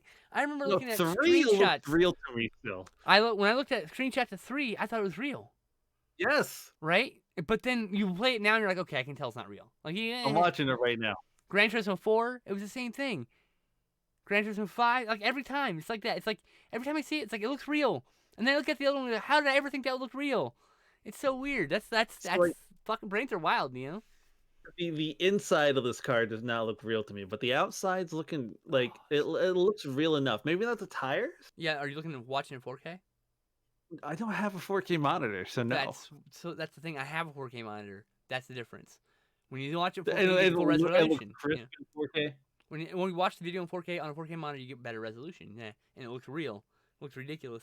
Because that's the thing is, all right. All right, one second. That's the I'm thing. watching it in That's one of the things that 360 right bothers now. me I'm gonna about up it up to CGI. 1080. There's one of the things that people that bother me about CGI is everyone's like, "Oh, this looks terrible." I'm like, "What format are you watching it?" "Oh, it was on DVD." Okay, I understand why it looked terrible. Do you understand that like when they compress that shit down, it literally strips away detail? So you just Yes. so like CGI that looks great. Like if you watch Jurassic Park in the theater, it looks good. On Blu-ray, it looks amazing. You watch it in DVD, you're like, "This looks fake as shit. What the fuck?" Here's the thing. I don't think that's always true. Like my wife really hates it, but I can see it. Lord of the Rings looks way more fake on the Blu-ray than it does on the DVD. That's probably because it's still using like lower quality renders. I don't know. I bet that's Peter Jackson's wanted to do a remaster of that for a while. Just upres Oh, the has he textures. really? He wants to do like I higher would res textures and stuff like that. I You would know, get it. just revise the CGI.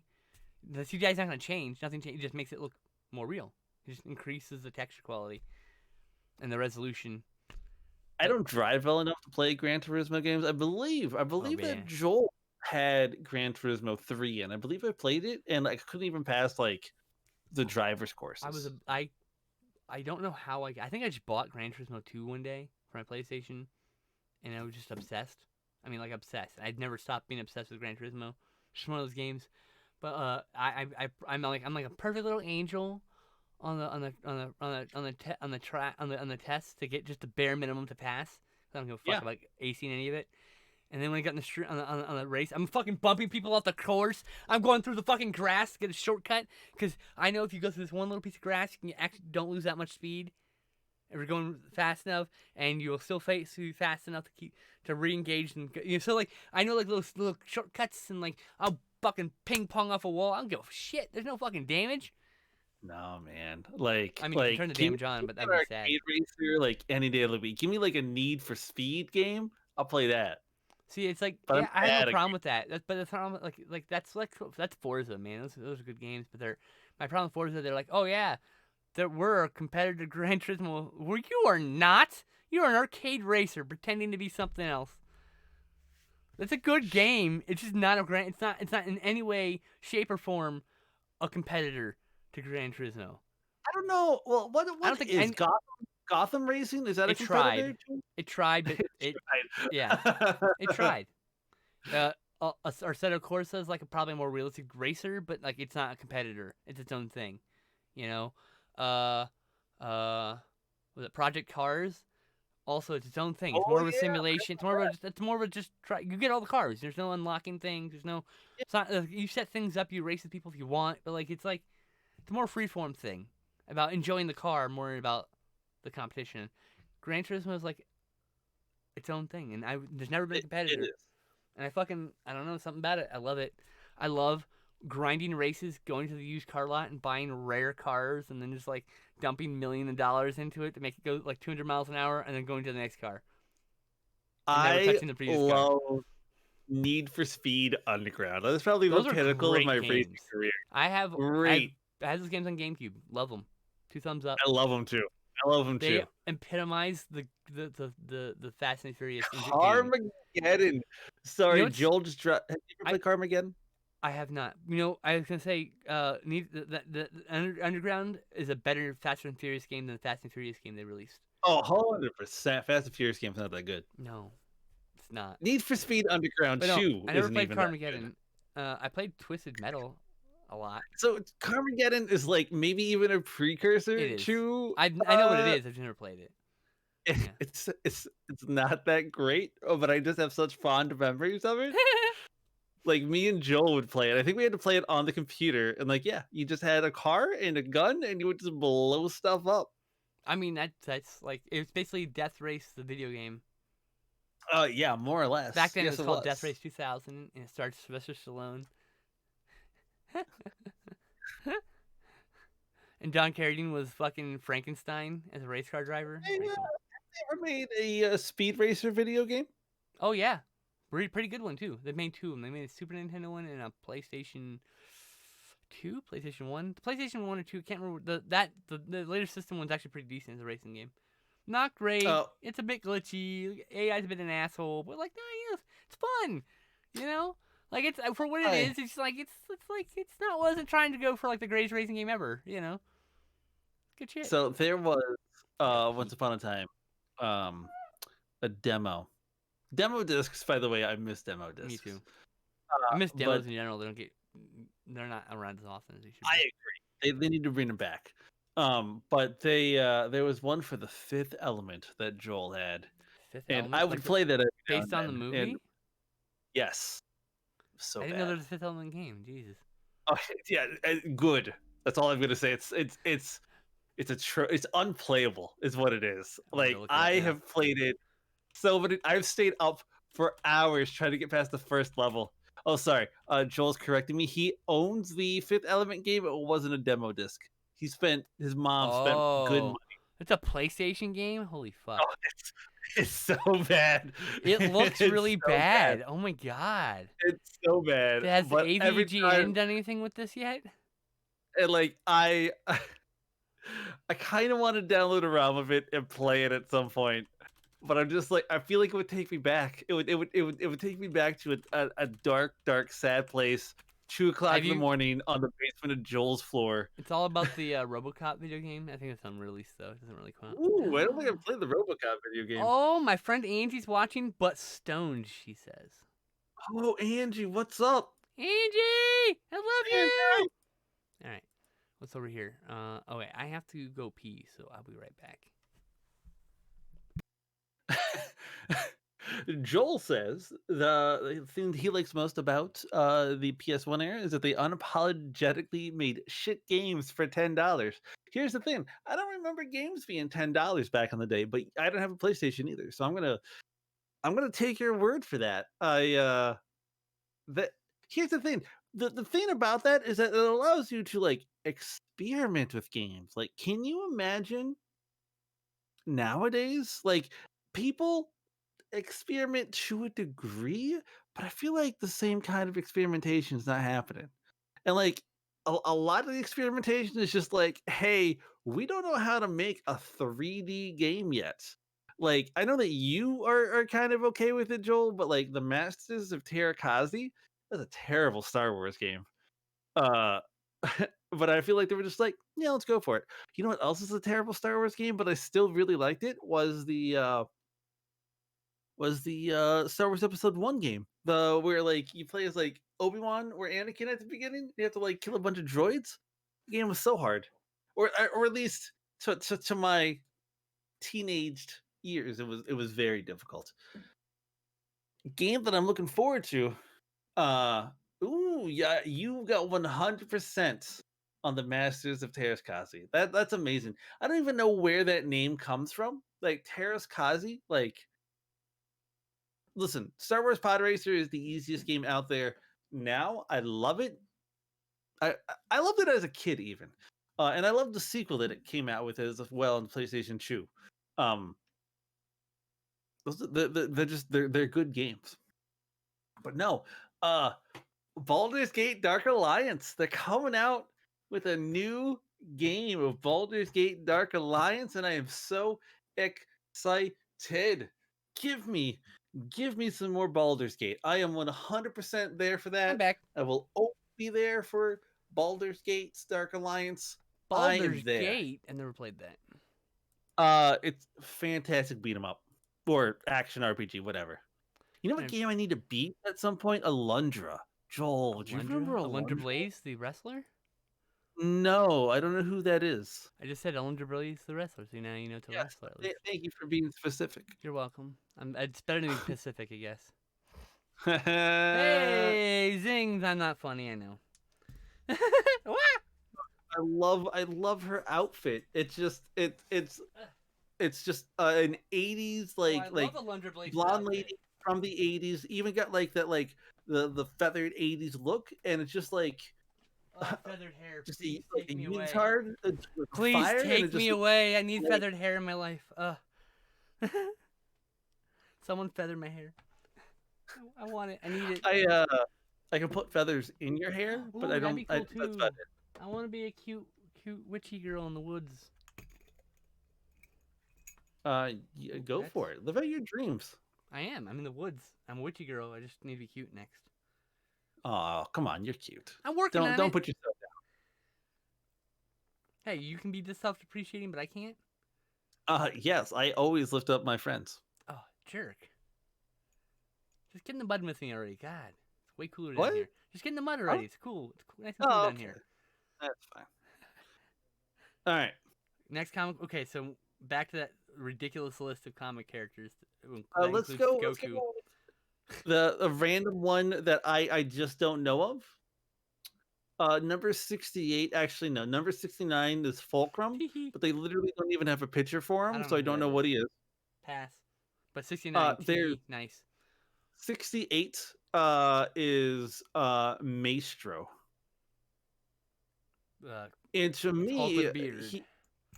Maestro just looks like the Hulk. He's not. If He's he a was future. older and kind of had like a lion's He's mane on him. from the an alternate future where he is a world-conquering tyrant. Oh, It's not the Hulk. It's not really the no, Hulk. it doesn't look like the Hulk. It just looks like one of like It's an looks like alternate universe Hulk. Planet It's Hulk like or it's something like the that. Mirror Hulk, basically. That's why he's got a beard. Ah, Not really, but basically, it's kind of like that. So it's a dark future Hulk, basically. You will appreciate number 67. Okay. It's Optimus Prime. I think Stronger than think, Omega. I think. God damn, that's. No, to both of those. No? Both.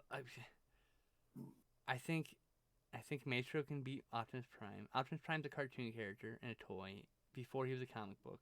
So I don't consider any and I don't consider any Transformers. If they're adding Transformers characters and they don't have Primus and Unicron on this list, we're gonna skip the fucking Transformers. They don't count.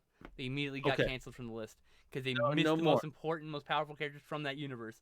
And they referenced the fucking universe and the cartoon in which that fucking character became such an important king. And Primus. Listen, they may be on the inaccessible part of this list. This list, for those just tuning in, there's 150 plus most powerful comic book characters. But they just said that Optimus Prime and Omega Supreme are both more powerful than the god that created them, and that's fucking stupid.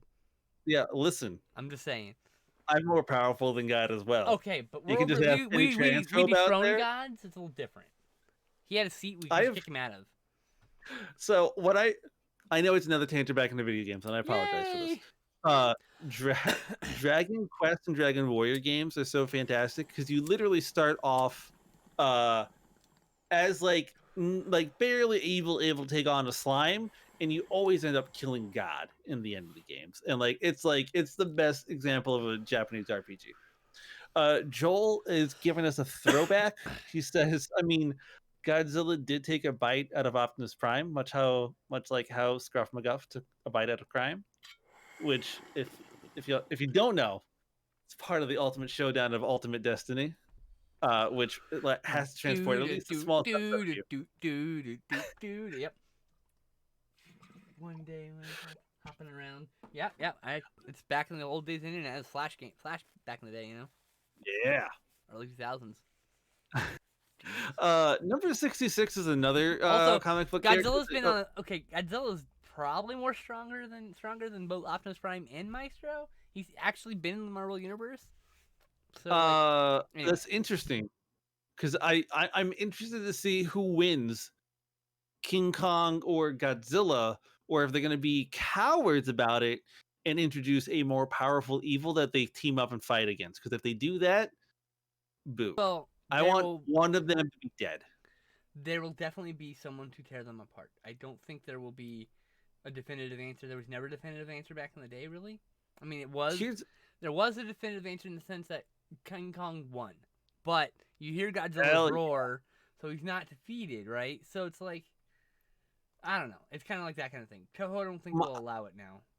I haven't seen the movie or anything like that. I haven't read any spoilers or nothing. But my guess is that the U.S. government made Mechagodzilla, and they're gonna have Mechagodzilla go in to kind of finish him off, and Godzilla and King Kong are gonna defeat Mechagodzilla. Well, there's a thing.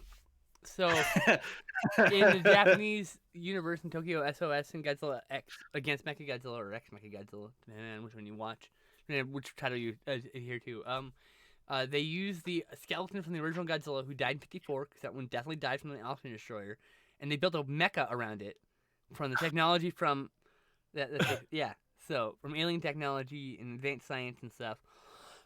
It's technically a sequel to the Showa era, so it's in the Showa era. But like, so in that one, the fucking robot starts getting a mind of its own, it's possessed by the spirit of the dead Godzilla. So I have a feeling they're going to take that concept and they're going to roll with that. Have you watched I think it's something internal that they're using of like for some reason. I'm just saying. It could be. Yeah. I mean, they know plenty of the kaiju in the universe already. Also, Serizawa's son is the one who's he's sitting in front of the Mechagodzilla foot on a screen.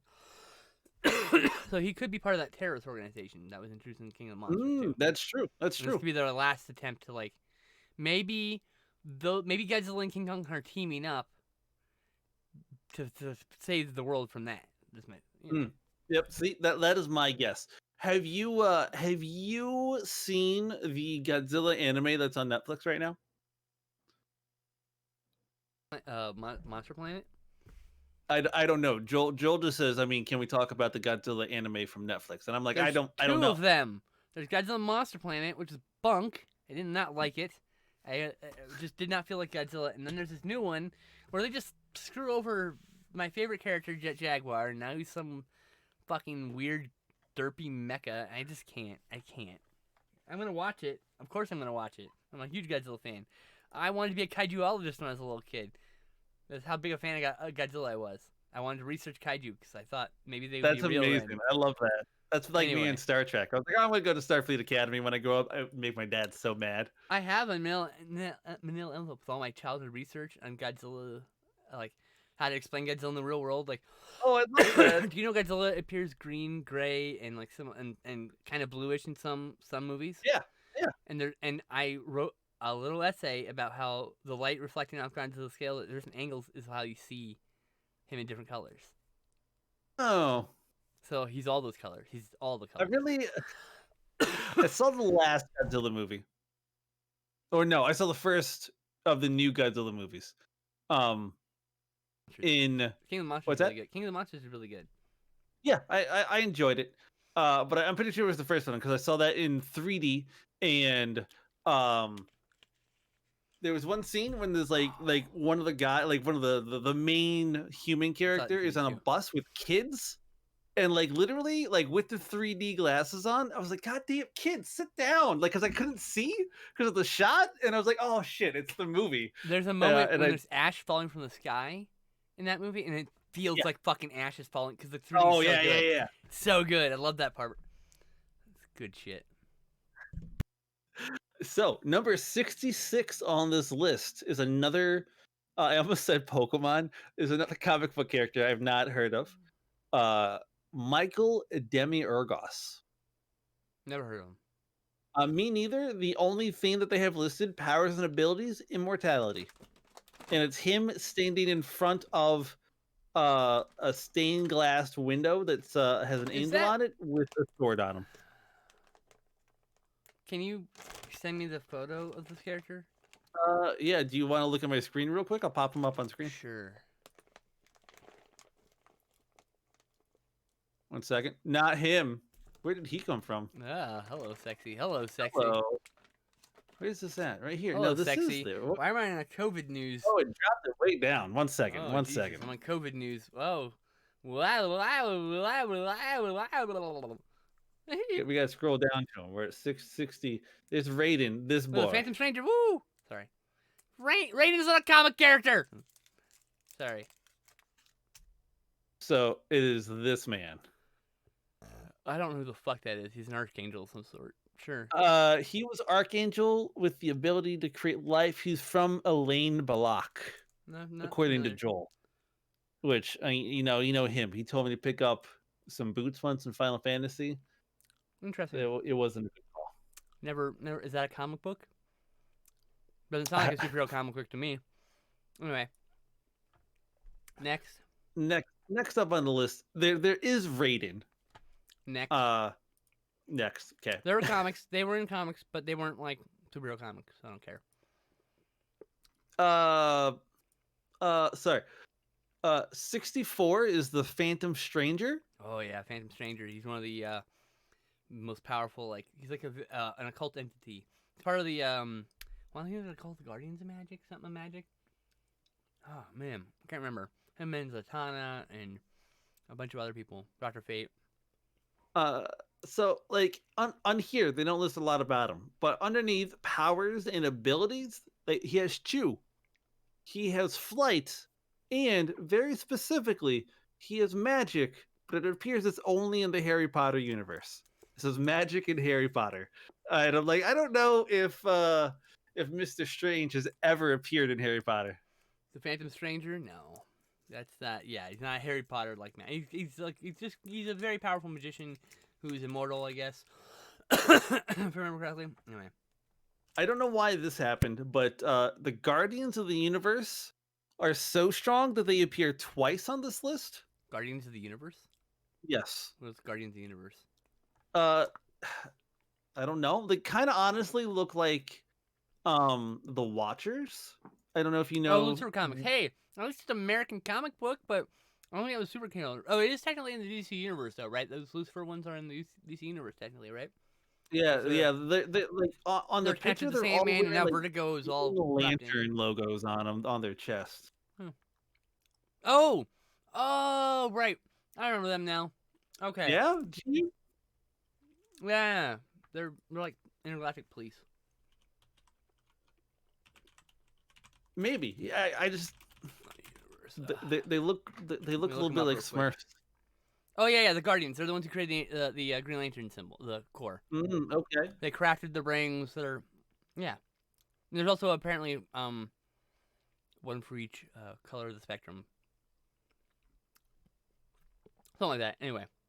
Okay. Well, yeah, I've never. Guardians, don't Guardians of the know Universe. Guardians of the Universe. I'm like, it seems really familiar. No, Guardians of the Galaxy are way better. Let's just face it. Kind of different. Zombie Hulk. He's at 62. Oh God. Okay. I imagine a zombie Hulk. would be. The problem is Hulk couldn't be a zombie. Uh, he's the strongest of all the zombies. It's an alternate Yep. universe. Yep. He obtains the power cosmic Yeah. as a result of biting off the Silver Surfer's head. Yes, but they ignores the fact that the Hulk could never be a zombie. Why not? Try to pierce the Hulk's flesh. What if the Hulk bit the Hulk? The Hulk can't bite the fucking Hulk because Hulk can never be a zombie. The point is, like, bullets bounce off his chest. You think fucking biting it's gonna be harder? Yes. Have you seen a zombie? No. They're scary. You try to bite Bruce Banner, you just turn into a Hulk. And I'm pretty sure there's something about his fucking healing factor that takes away that. If you've been poisoned before and become the Hulk, I mean, fine. You think fucking little zombie rice gonna do any shit? Didn't the Hulk in Old Man Wolverine, didn't he get eaten by Wolverine? No, Wolverine got eaten by the Hulk and burst out of him. That's because as long as there's like a single fucking cell of Wolverine, he can regenerate. Which is dumb. Yep. Wolverine, I don't think is on this list, by the way, which is the best thing that's happened. Powerful, he's just old. She-Hulk has made the list. I love her just because. Wait, she's saying She-Hulk's stronger than fucking Maestro? Okay. Yep, and Zombie Hulk. So there's that. Oh yeah, this person's list is terrible. No, I agree. There's the brothers Yin and Yang. To be fair, this kind of list is kind of silly to do. It's kind of hard to compare some of these characters. I agree. I don't think that this can like. So how would Zombie Hulk defeat fucking a city that walks, or a living fucking god? She-Hulk has the power of a functional home and work life, which is just kind of a low blow to all the other characters and every other. I love She-Hulk. She's one of my favorites, but like, she's got a movie coming out, doesn't she? Yep, I'm excited for it. I'm very excited about that as well. I don't know if they've done anything with it, but I'm excited. Let's skip up a little bit. Firestorm. He looks like maybe. Oh, he's a Batman person. Firestorm. Firestorm. Appears in Batman, The Brave and the Bold, Justice League, Crisis on Two Earths, and just in general in the DC universe. The cover that I'm looking at is Firestorm. It's the Infinite Crisis crossover. Firestorm, Death of a Nuclear Man. Okay, that character is pretty strong. It's so this guy is like kid and the scientist get merged into some weird experiment, and so. Oh, yeah. Man, listen. Our experiments here on Earth are way boring compared to what they are. So like, yeah, he has like two, like he has like inner monologues and stuff, and they both control the Firestorm entity. Oh. And in old days, they had to be together at the same time to form Firestorm. Oh, I love it. So, but there's been some retcons to Origin. I actually like it better. Powers. Activate! I like the better of it. Yeah, exactly. It's like they put the Wonder Twins, but it's way cooler because it's not twins. It's like a cranky old man and a team who want nothing to do with each other, but they keep running back to each other to turn into a superhero to save the world. It's great. It's good shit. It was a great fucking dynamic for a comic, by the way. How do you feel about Red Hulk? He's very strong. He's one of my favorite newer characters. Actually, I was reading. Yeah, early 2000s. I was reading. I know that's not too new for some of those kids. No, that is. But I've been around since the 90s, 80s. So so Red Hulk. I was reading all that Red Hulk stuff as being collected in trades while sitting in the Borders floor while my ex-wife was working. I just didn't want to be at home at bored, as we discussed earlier. Yeah. Ex-wife. Let's see. Let's jump up here to 54. General Zod. Kneel before Zod. Here's the thing. Zod gets a lot of build-up, but every time I see anything about Zod, it's just him getting utterly owned by Superman. Movies have never given Zod true justice. The 70s film was that must be true. The 70s film made him at least a threat, but the new Zod was a joke. What a joke that character was. The new Zod, comic book great. Zod is in his red armor. Yeah, no, that's what they're showing is the red armor. He's a murderous dictator. He's oh yeah. I still love that in the new Superman movie that he just fucking snaps his neck. That's so good. So good. I'm like, when I Superman would saw never it, do that. oh, I know, but I like that they made him do it just because Mm. I feel like it kind of it gives him a reason about why he wouldn't do it. It no, he would never do it because he's a moral person who's given instilled his morals to protect all life, all life. There's okay, no exception to that statement in his mind. There's he has no destroyed exception. a lot of buildings in his life that He thousands of people always must. saves people. He always runs away from the fight to save people if there's no one This there to is do true. it. So look, This is true. he values all fucking life. Okay, I know. all of it. Superman's one He of my would favorites. never kill Zod. He would probably call Wonder Woman. She would definitely turn Zod's head backwards with no fucking compunction to it. I love that 'Cause- you and Joel said the same thing at the same time. Which is why Wonder Woman is better than Well, Superman. Wonder Woman's a more complicated character. Superman's not about that. Wonder Woman's about that duality. Superman's about the trying to be a moral above all else. Okay, that's his point. Not according to Zack Snyder. He's called the Big In Blue Zack Superman. Snyder's universe, That's he just rips why I people's heads off. dislike his movies as like a representation of those characters mainline, because it's gonna change. If those are popular, it'll change the comics and it'll change the character forever, and it's not good. It's not the way the characters are. He's supposed to be a beacon of hope. And I think even in the new comics, he is still a beacon of hope. Because I every now and then I pick up a Superman comic because he probably is my single favorite I love Superman too. superhero. He's like my third, and Spider-Man. He's like second. Okay, so there's Batman and X-Men are on the top, and the second is Spider-Man and Superman. Yeah. 'Cause you can't say I can't say one's better than the other. It's just different, you know. And the core of the character of Superman is that he's moral above all else. He will not kill. He didn't want to, the whole point of Doomsday. The Doomsday storyline was that he just had to he's just trying to put Doomsday down, but the only way to put Doomsday down is to kill him. But he doesn't know. He's just trying to hit him until he goes down. He's not trying to kill him. Just happens to be that they kill each other with a punch. That's so hard. You know what I mean? That's all. It's like he's not. He knows he might kill him. He's fighting that. The whole fucking comic. He's got an internal struggle about fighting that urge to not wanting to kill him. He's like, I try not to. I just want, he's just trying to hold on to that. And the thing about Doomsday is you can't. It's the implacable villain that cannot be stopped except through death. So and even then, Doomsday regenerates and comes back, and you cannot kill him the same way ever again. So the only way, and Superman can't actually kill him, and so he takes him to the source wall, which is the edge of the universe where the universe is expanding from. But anything that's put into the source wall cannot escape. So he just throws. Then Superman can't die. He throws him into the source wall. Oh. He can't kill him, so he can't die. And if he lets him live in space, he'll murder billions, trillions, unknown numbers. So morally, he can't kill him, so he puts him in the source wall. That's the whole thing about it. It's a 5-year arc for that fucking storyline to get it finally, capped off. But, 10-year arc. It's, total over 10 years, little bits, little bits because Doomsday keeps coming back. And he has to keep finding. And he, at some point, he just straps Doomsday to an asteroid and puts him into space in hopes. The death of Superman was actually the first Superman comic I read. Oh man, mine too, actually. It was good, and it was good. I still have my original trade paperback. It's this gray. Oh, nice. It's a first printing.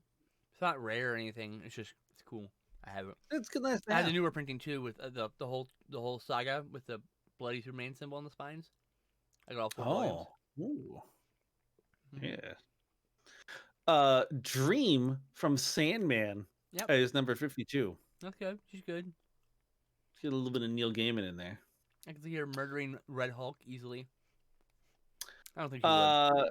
Siderock is number 50. I don't know who Siderock is. He's just in the Marvel universe. Never heard of him. He's large and he's red in this photo. Sidorak. Sitarak. I apologize. Sidorak is a deity.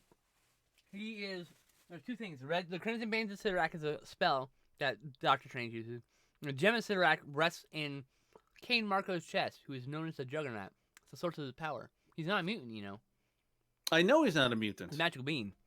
That's why he's unstoppable. He's literally unstoppable. In fact, If he runs into Blob, two things happen. One of two things happens. Juggernaut stops and Blob goes flying. He's unmovable, or Juggernaut bounces off of him, and he keeps moving, and the Blob never moves. Yeah, Juggernaut has better lines, so I'm the Juggernaut. even bitch. if it's just the one, I'm the Juggernaut, bitch. That's just from an internet meme. I'm so annoyed they put that in the movie. It's so good, though. By the way, I really thought Vinnie Jones was great story casting because he's great. He had the good look. Now, Yeah. Here's my thing about X-Men and Last Hand. There's a plot point about a fucking mutant that can take on one's power.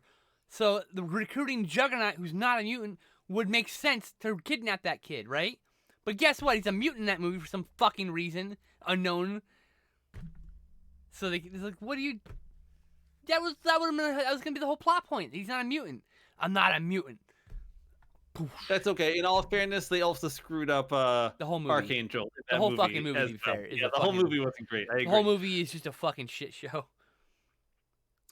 Number 46 is Parallax from the Green Lanterns. That is Hal Jordan, and he's a villain. That's Ron Mars' villain that I was telling you about. Oh, well, that's terrifying not a that fan Hal of that Jordan character. can be turned into that creature. Well, he was infected by this. Later, it was retconned because everyone agreed that Hal Jordan definitely wouldn't have gone crazy and killed people. Okay, that certainly wouldn't have tried to go back in time and create a fucking genocide. All right, he certainly wouldn't have done that like Parallax did. So, it was written that there was a parasite that infected him, a fear parasite. Through an imperfection in his ring, which caused him to go crazy, kill the Green Lantern Corps. That's why he did that in general. Because what happened was, in the comics, Howard Jordan, during the reign of Superman, Mongol dropped a fucking engine city on Coast City, killing everyone Howard Jordan ever knew. He returns from space from whatever he's doing, finds this, and in an instant of grief, he uses the ring to imagine the people who are still there. And the Guardians, for some mystical reason, think this is the Green Lantern using his power for personal gain, which you're not allowed to kind do. of is, yes. It is not. It's just an act bring of back grief. your loved ones. But it's just an act of grief to see them one last time. They're not there forever. It's not the same thing. Okay. The problem is the Guardians have no emotions, so they don't understand grief the same way we understand grief, right? Yeah, well, I mean, look what happened in the Avengers movies. So, if what's his face could just calm down. They stripped Hal Jordan's his ring. So he goes and gets someone else's ring, and then he kills all the Corps and takes all their rings. He's gonna come and destroy the Guardians. He shows up. They unleash Sinestro, who is in the power battery he's been trapped in the power battery for I think 15 years at this point. Real life and story maybe 5 years. Okay. So because it's a sliding time scale type thing. Yes. And so of course, even though Green Lantern has all the fucking power rings, they're still weak to yellow at this point. So him and Sinestro battle. He kills Sinestro. But or does he? But I can't remember why. I think he just takes the rings. He just says, "Here, you can have the rings," and leaves or whatever. Or maybe they kill each other. I can't remember. But oh yeah, Parallax is the entity that powers the yellow battery. Correct. That's a whole retcon to the Parallax exists Parallax is a living retcon in the universe. He exists literally to give Hal Jordan the reason for doing all this shit. Because Hal Jordan would never have done this. Okay. Oh, yeah, this is true. So Ron Mars wrote the storyline. And later, I don't know who, someone else wrote Parallax, I think. Maybe it was Ron Mars. Maybe he always intended this. But Parallax is revealed to be embodying the body of Hal Jordan, which is why he has. That's why he goes back and tries to do a genocide. He redeems himself in a final act and final night that when the sun was dying by plunging himself in the sun and reigniting the sun. Thus killing himself. That act, because he tried to commit genocide and killed millions of people at that point, in the process of doing all that, his judgment was levied by the Spectre to become the new Spectre for a time to atone for what he did. Spectre lays judgment on the guilty, basically. Okay. So, hey, I know it's all long and convoluted, but welcome to DC Comics. Yeah, welcome to comics in general. True. Very true. Speaking of silly stuff, number 42 Mm-hmm. It's not the X-Men, it's the X-Man.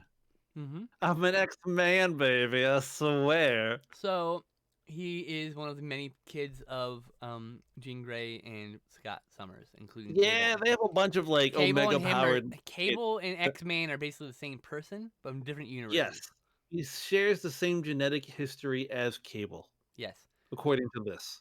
They're the same person from different universes, different future Ah, times. got it. Yeah. The picture, by the way, is kind of like it's like a sexy picture. It's Like, alluded to repeatedly that he might be the same, exact same person, and that because he has all these telekinetic and psionic abilities, he's like Jean Grey. He's like the he's like a really powerful Jean Grey. Okay, not quite Dark Phoenix power, but like really strong. So what happens is he gets infected with the legacy virus, okay. and that makes but he's fighting it actively. So that's why his power is reduced to the Cable levels because he's been infected. That's the concept. And maybe that's changed since then because retcons. Okay. But yeah, I'm fine with that. that's how they. So it's hinted that they're the same person, but they're probably different people. It just depends. But yeah, X-Man, Uh, Nathan, he's cool. He had his own comic for a while. Spun out of the Age of Apocalypse, I believe. yes. Yep. That's what it says. Yeah, which is a storyline I Um, didn't get to because I left after Fatal Attractions. we're stopping real quick at number 39. That's Shazam, and the only reason we're stopping is because whatever a list of abilities that this is pulling from, magic only exists in the Harry Potter universe. Because again, it says magic in Harry Potter, and I don't know why Shazam has magic in Harry Potter. What the But it makes fuck? me giggle every time I see it. What is this person's problem? I don't know. Uh, Magic in Harry Captain Potter? Universe is 38, who just kind of looks like Spider-Man with powers. Well, he got Ryan Breaston as Captain Universe, but he's not Captain Universe. Captain Universe is a power source that inhabits people for a time of need. Uh So oh. it can be anybody. I think it's been a few Okay. people for long stints, but it inhabited Spider-Man for a while. Got it. Got it. Who's Trigon? Anyone I should know about? He is the He's the father of Raven from Teen Titans. He's the demon. Oh, I do remember that from the Teen Titans show. He's like the Satan of DC. Yeah, that's what he She's the looked like here. It looks like he's about to do some terrible, terrible things to me because I've So been a she's very like the bad DC person. equivalent of Satana, the daughter of Satan, from Marvel Got Comics. it. Different powers though. Okay. So we're gonna stop real quick here at number 35, who is Mr. And I'm not gonna be able to say this name, so I'm just gonna spell it. Mixoplex. Fuck you. He is an otherworldly being that can alter reality to an extent that can't be undone unless you get him to say his name backwards, I believe. What I So like here, the whole point is you trick him into saying his name backwards, and he's like, "Fuck." though he is capable of vast destruction, his only desire is to irritate Superman. It sounds like Q from Mm-hmm. Star Trek. His Q's a only reference. desire Q is is to screw with definitely whoever's in inspired charge at by the moment. Mixoplex. Q is definitely inspired by Mixoplex. 1000%. Or they're both love this inspired by little dude. some other thing, But yeah, Mixoplex is hilarious. I'm probably saying his name wrong, but he's hilarious. He's a fun character. I love that you knew it. So Mr. Mixoplex? Like, fuck. number 33 is the Source. And I stopped here because he just kind of looks like a ball of shimmering blue. And he's the Source is a sentient consciousness of the DC universe, and probably, but not definitely, but probably responsible for quote unquote the God Wave, which empowered DC's other gods, superheroes, and supervillains. So, remember Access? There's Source. Why do they have the Yes. DC one? So, those are two people, those two entities that should be at the same levels. Those are about Oh, nice. manifestations of the universes. Martian Manhunter is number 29. I dislike Martian Manhunter because everyone always like pisses all over Superman, but Martian Manhunter is better than Superman in almost every single way. Why? And I just think it's How like, do you why don't compare people apples piss and on oranges Martian like that? Manhunter? I mean, like, they have two different cores to their characters. Like, at its heart, Martian Yeah, but they got Manhunter the is same the immigrant powers. story, and Superman's like the all-American story. Essentially, it's kind of weird. Heck yeah. No, that is very I true. mean, like they're two very different. It's like how do you compare lasagna and pasta? Like they might taste similar, but they're not the same, right? Like they have similar powers, but they're not the same. I don't know. I'm a grumpy bitch. Whatever. No, that's fine. You're allowed to be. Because I agree, they're not the same, not even close. But I feel I like, love your sign back there, by the way. yeah. Oh yeah, you like it? Hell yeah. It's not backwards in my room. I know it's backwards on the screen, It's but it's not not backwards in my backwards for room. us. It's only backwards for you. Oh shit, really? Yeah, it treats it like a mirror for you. Oh shit, I just looked at your screen. I'm so glad. I'm glad that's true. Nice. All right. Just for you. Number 26. It's annoying because Is you used to, but yeah. my favorite character currently in the Marvel movie universe, Okay. the MCU. Scarlet Witch. Well, she's altered reality. I think Mxyzptlk is more stronger than her. The only reason why Uh, she's more dangerous is because who is she's willfully changed the universe in a true? negative way. Who do you say is stronger than her? Mxyzptlk probably. Oh, probably. But like they're actually like I don't know they can do similar things. So can't remember what character died. Oh, I think her kid died. Her baby died, right? And so something like that, or maybe her brother was killed. Something like she was stricken with such grief that she literally changed the realities so that humans didn't exist. No more humans. Yeah. Oh, see, that's pretty sweet. And then there was like no more mutants. Is the other way around. Like, Big same. I get that. and then she said like no more mutants, and then there was very few. Then they like the population because like before that, and that was like their Crisis on Infinite Earths for the mutant population because before that there was just a million fucking mutants. So many. And So they all had like one So power. after that, they got to depower a bunch of people, and they get to bring them back one by one. Because most of them are coming. I'm fine with it. Plenty of them. Most of the popular ones came back with powers, even though like, what was the point of depowering them if you were gonna? What the fuck? What do you feel? How do you know anything about Dormammu? Dormammu is the guy from Doctor Strange.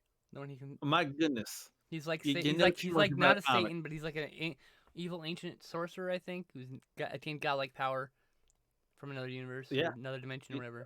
But yeah, in the movie Correct. he can't defeat him, so he just locks him in a time loop and just lets him get killed over and over again until he gives up because he can't defeat him. So like I mean in the comics he's found ways to defeat him, but like yeah, he's Sorcerer Supreme. Got to. Number 15, The Presence. He first appeared in More Fun Comics number 52. Okay. And The Presence is the omnipotent, omniscient, and omnipresent God and creator of the DC universe. He appears very rarely, but in his first appearance, he was responsible for the creation of the Spectre. Interesting. Which the Spectre is rated 19 on this list. Is he like he's higher? Well, so the source of the universe creates something that's higher in ratings than him. No, The Presence is 15. The Presence is higher than. Oh, okay, thank fuck. I was like, shit, dude. Like I thought it was like how does that fucking make sense? Anyway. Nope. That makes sense. Galactus is only number 12. I mean, Galactus. Who's the? Do you think like the Presence should be higher than Galactus? I mean, like. I don't know. Like and Galactus and Primus. So here's what I look at. I think Primus and the Presence should be equal level, and I think Galactus and Unicron should be equal level because they serve similar purposes. Okay, I buy that. I buy that. What do you think is harder? Do you think it's harder to bring stuff into existence or to just remove it entirely from existence? It is always vastly harder to create than it is to destroy. Okay. You know that. So it's like that everywhere in life. Literally everywhere in life. So it's everywhere, like that everywhere. Though? Everywhere. Everywhere. Way more easier to destroy things than to create things usually. Okay. No, I do agree with that. I don't need to play devil's advocate there. Yeah. Darkseid is our first of the top 10. He's number 10. Yeah. Sure. I mean, him and Galactus did fight, so that's been. Oh, really? Did he win? I don't remember who won. I think they ended up teaming up, and then Silver Surfer and Green Lantern had to defeat both of them. But like, uh, yeah, you should actually check that comic. That's really good. It's called Galactus, Dark Side's the Hunger, I think. The Dark Side of I still have it. It's actually Galactus. kind of rare. I think it's been Oh, is reprinted a it few really? times. Yeah, I have it from like back in the day. I just bought it brand new. Nice. I was buying comics in the air. That's all. Everyone Okay. thought that was Well, gonna be worthless, and now it's like they'll never be another every crossover. now and They'll then never you be get lucky. crossover again, probably. So they're rare. They'll never be reprinted again because I'm gonna agree who should get money from it and all that stuff. No, probably not. Not the. This guy's not the. It's I just agree with beyond. Bramble Forest. Galactus is always made artificially weakened by hunger when he shows up. I'd wager he is stronger than Darkseid. He's probably at least equal as Darkseid at the very least, right? Because Oh. now the question is, could Darkseid use his Omega beams and send Galactus back to the beginning of time like he did Batman? Like, could that Oh, that's interesting. can that would his Omega beams work the same? Because discover that his Mega beams don't actually kill; they're teleporting you Just back to the to beginning of time. yeah. But like, you're in the middle of space, back in the middle of time, middle of nowhere, no food, you're gonna die. I You know? imagine you die. So Batman doesn't die that way though. like, would he be able to hit Galactus with his Omega beams, Mega Sanction, whatever he calls it? So Galactus survived the Big Bang. Okay. Okay, I mean, that's pretty yeah, impressive. good point. And where's Corona and all this? Anyway, I don't think Corona made this list. yeah, I know, so. and he should have. Anyway, he's the one who caused the crisis to begin with. He tried to peek at the beginning. He tried to use equipment to look at the beginning of time. Oh, well, that's not good. Yeah, it What? fucked him up. That's terrible. It fucked him up. You know? Yeah, no duh. Never heard of this guy. Number 9, Beyonder. Oh, the Beyonder. He is the. He's like his childlike deity. He's got like a childlike sense of understanding the world. In fact, the Secret Wars. See, he's the guy that reads when the Secret Wars happen. He takes the heroes and villains from the world and has them fight, sends them back, right? And then later he visits Earth to try to understand Earthlings, and it's the Secret Wars 2.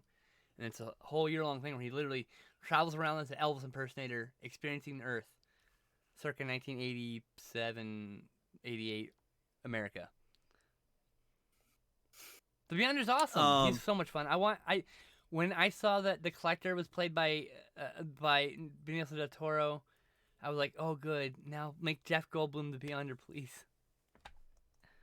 But he ended up being some other character, I think. So it's a bummer. Number 8, Infinity. Infinity?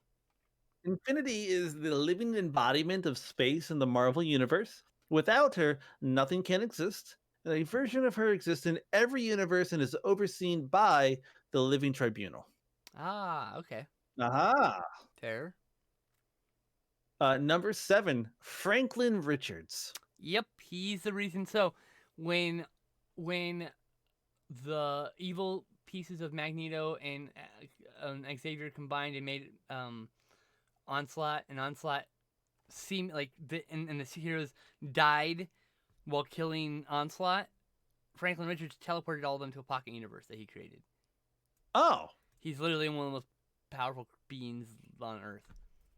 That's amazing. Right? According to this blurb, he also made Galactus work for him at one point. Galactus fears him. Oh, really? I think he can kill Galactus with a thought, if I'm not mistaken. That's amazing. How does he have all these powers? He's just born that way. That's terrifying. It's Isn't too that much cool? power for He's a baby. an innocent little boy raised by the Fantastic Four, because he's Sue and Reed's kid, and they have Valeria as their daughter, who's also a mutant. Who's a mutant, if I'm not mistaken. Somehow they gave birth to a fucking celestial being and a mutant. Not be mutants themselves. Bodies are magical things. Number so. 6. Number 6 is Eternity. DC character, right? Yeah, Eternity is Marvel's personification of time. Yeah. In his absence, nothing can happen. He controls the consciousness of all living things. but is subservient to the Living Tribunal and dependent on Galactus Oh, interesting. for whatever reason. Decay Number is part of the 5, time. we've already talked about her. Sorry. Decay is important to the process of moving on. So, it's like it's kind of Oh, like that's true. while the source creates, the Galactus destroys, and it's a cycle. It's the march of time. Okay. Okay. Anyway, That makes sense. Number 5. We've already talked about number 5. It is Death with hold the fuck big on. boobs. They don't give too much weight to Fantastic Four. They're the first family. They're the first family. No, Like they're the 4th family. That's they're why like it's Fantastic Four. they're the reason the Marvel Universe exists. They're the tent pole, which is why it upsets me they have not been put onto film very well at all. Disney's coming out with a new Fantastic Four movie. I know. I'm so excited. I can't wait. I hope they do a good job. They with will it. do a much better job than previous, and I have a feeling they're gonna be like in a time paradox because they're gonna leave in the '60s and come back now. I think. So Yeah, I'm totally okay with that. or Like, they accidentally let's go. something like that. And I think, or they're gonna accidentally warp to our time, and that process gives them powers. Whatever. I think that's what's happened. But Ooh, that'd be interesting. I think it's cool. I think either way, I don't care if they revise the story, the origin, as long as the heart of the character is there. I don't care about the origin. I don't care about the dressing. I would rather them be closer to the comics, but I can't do anything about that. I just want them. I just want them to embody the core of that character. You know, I need the self-loathing of Thing and his physical monstrosity, which is like dysphoria made flesh. Yeah. Oh, you know? yeah, 100%. 100%. And Human Torch with his temper physically personified in his own fire, you know, and Sue's own feeling of like wanting to disappear and be invisible sometimes.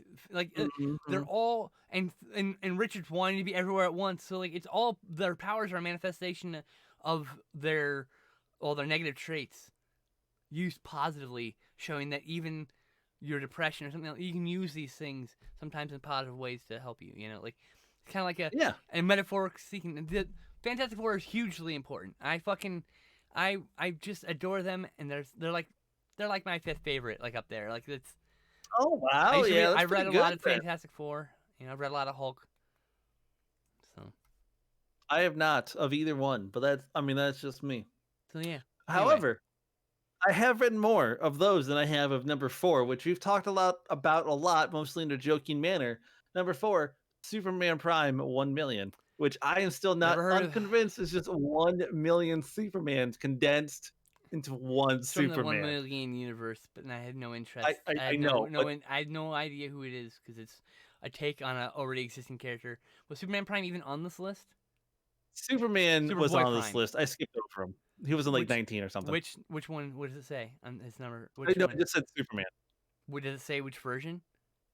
Let me go back down real quick. I don't think important. it did. There is more than one Superman in the universe right now. Yeah, there's at least 1 million. No, stop that. There's like 3 of them. 3 or 4, I think. Oh, the jokes are coming hot and fast. Knock it off. And Elite is not having any of them. I gotta find Superman. I'm having some of them, not all of them.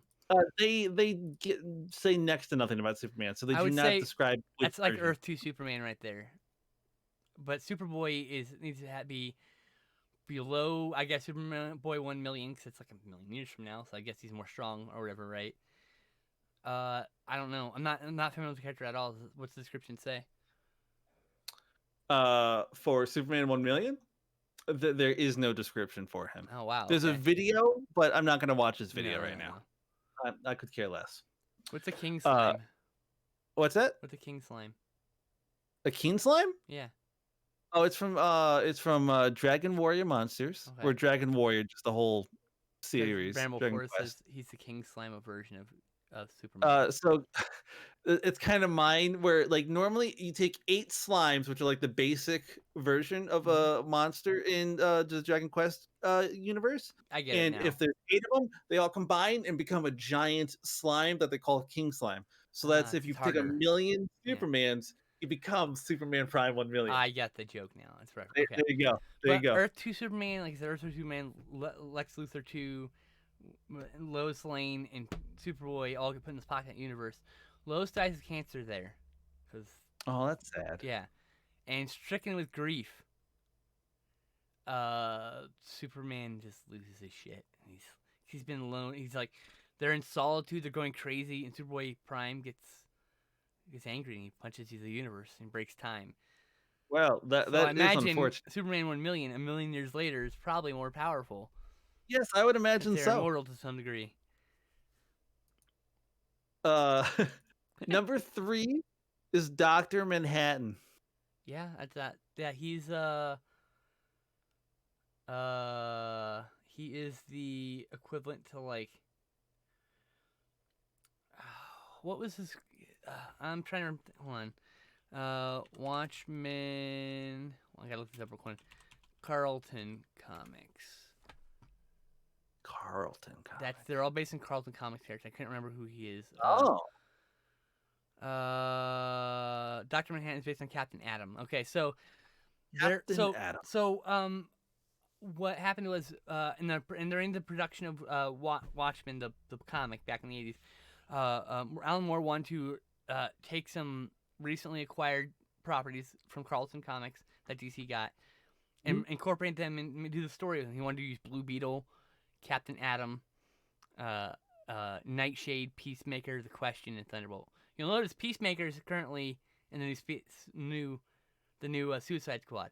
Peacemaker is a comedian.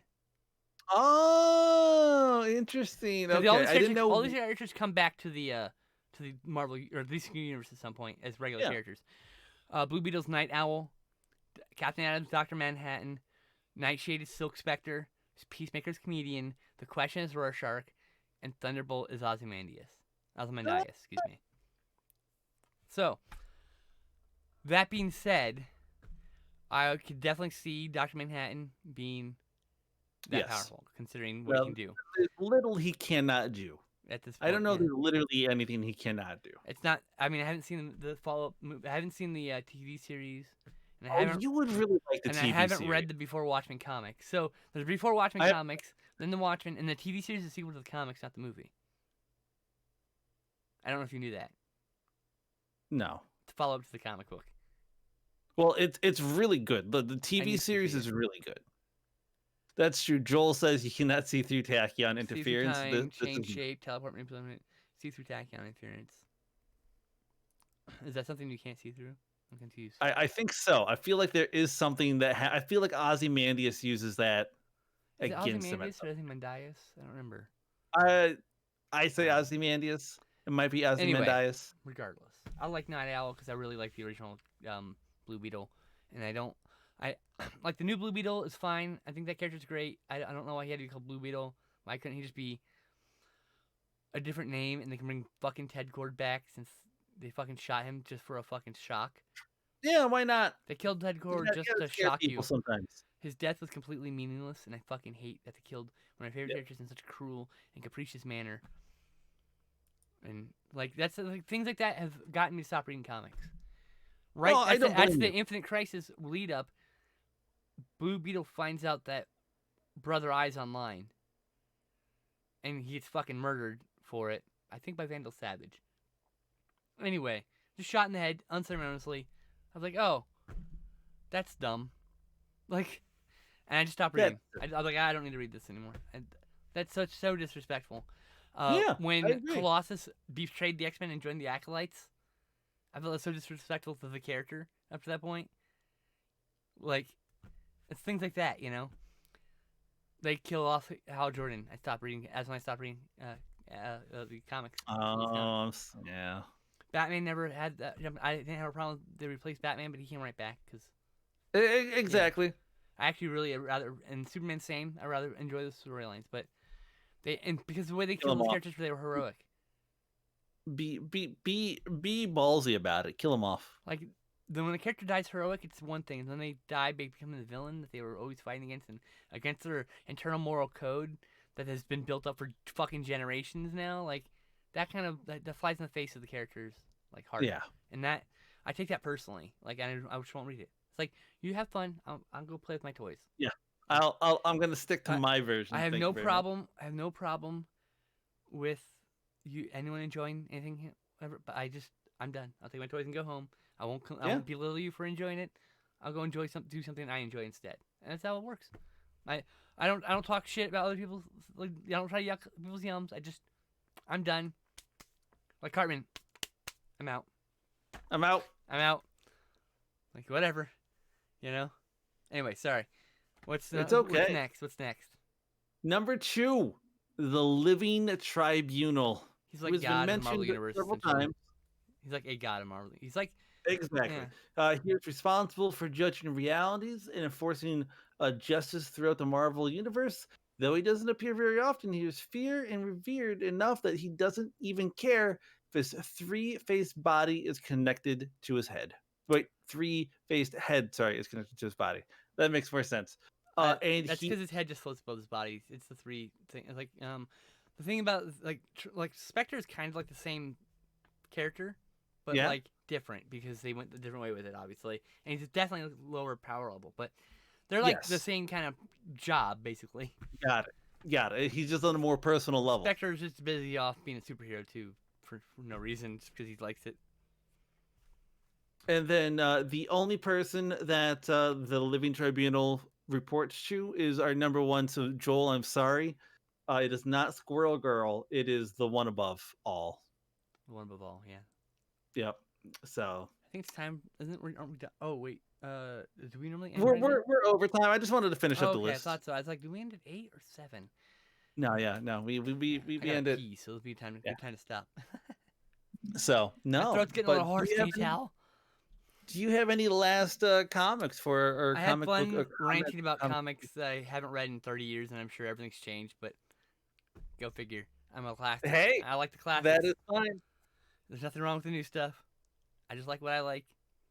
Hey, same here. So And I will note that the Borg is not on any of these, and Borg have appeared in the comics. So more and DC and Marvel, they've teamed up with the X-Men, and they've been published by DC Comics. So exactly. So the Borg should be on this list. yeah, they should. It's bullshit. But what can I do? Nothing. I call That's what. bullshit. Anyway, thanks everyone for joining us.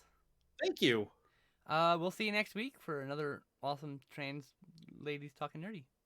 Exactly. And I love you guys. Take it easy. Stay safe. Stay healthy. And we'll see you when we see you. Bye, everybody. Bye.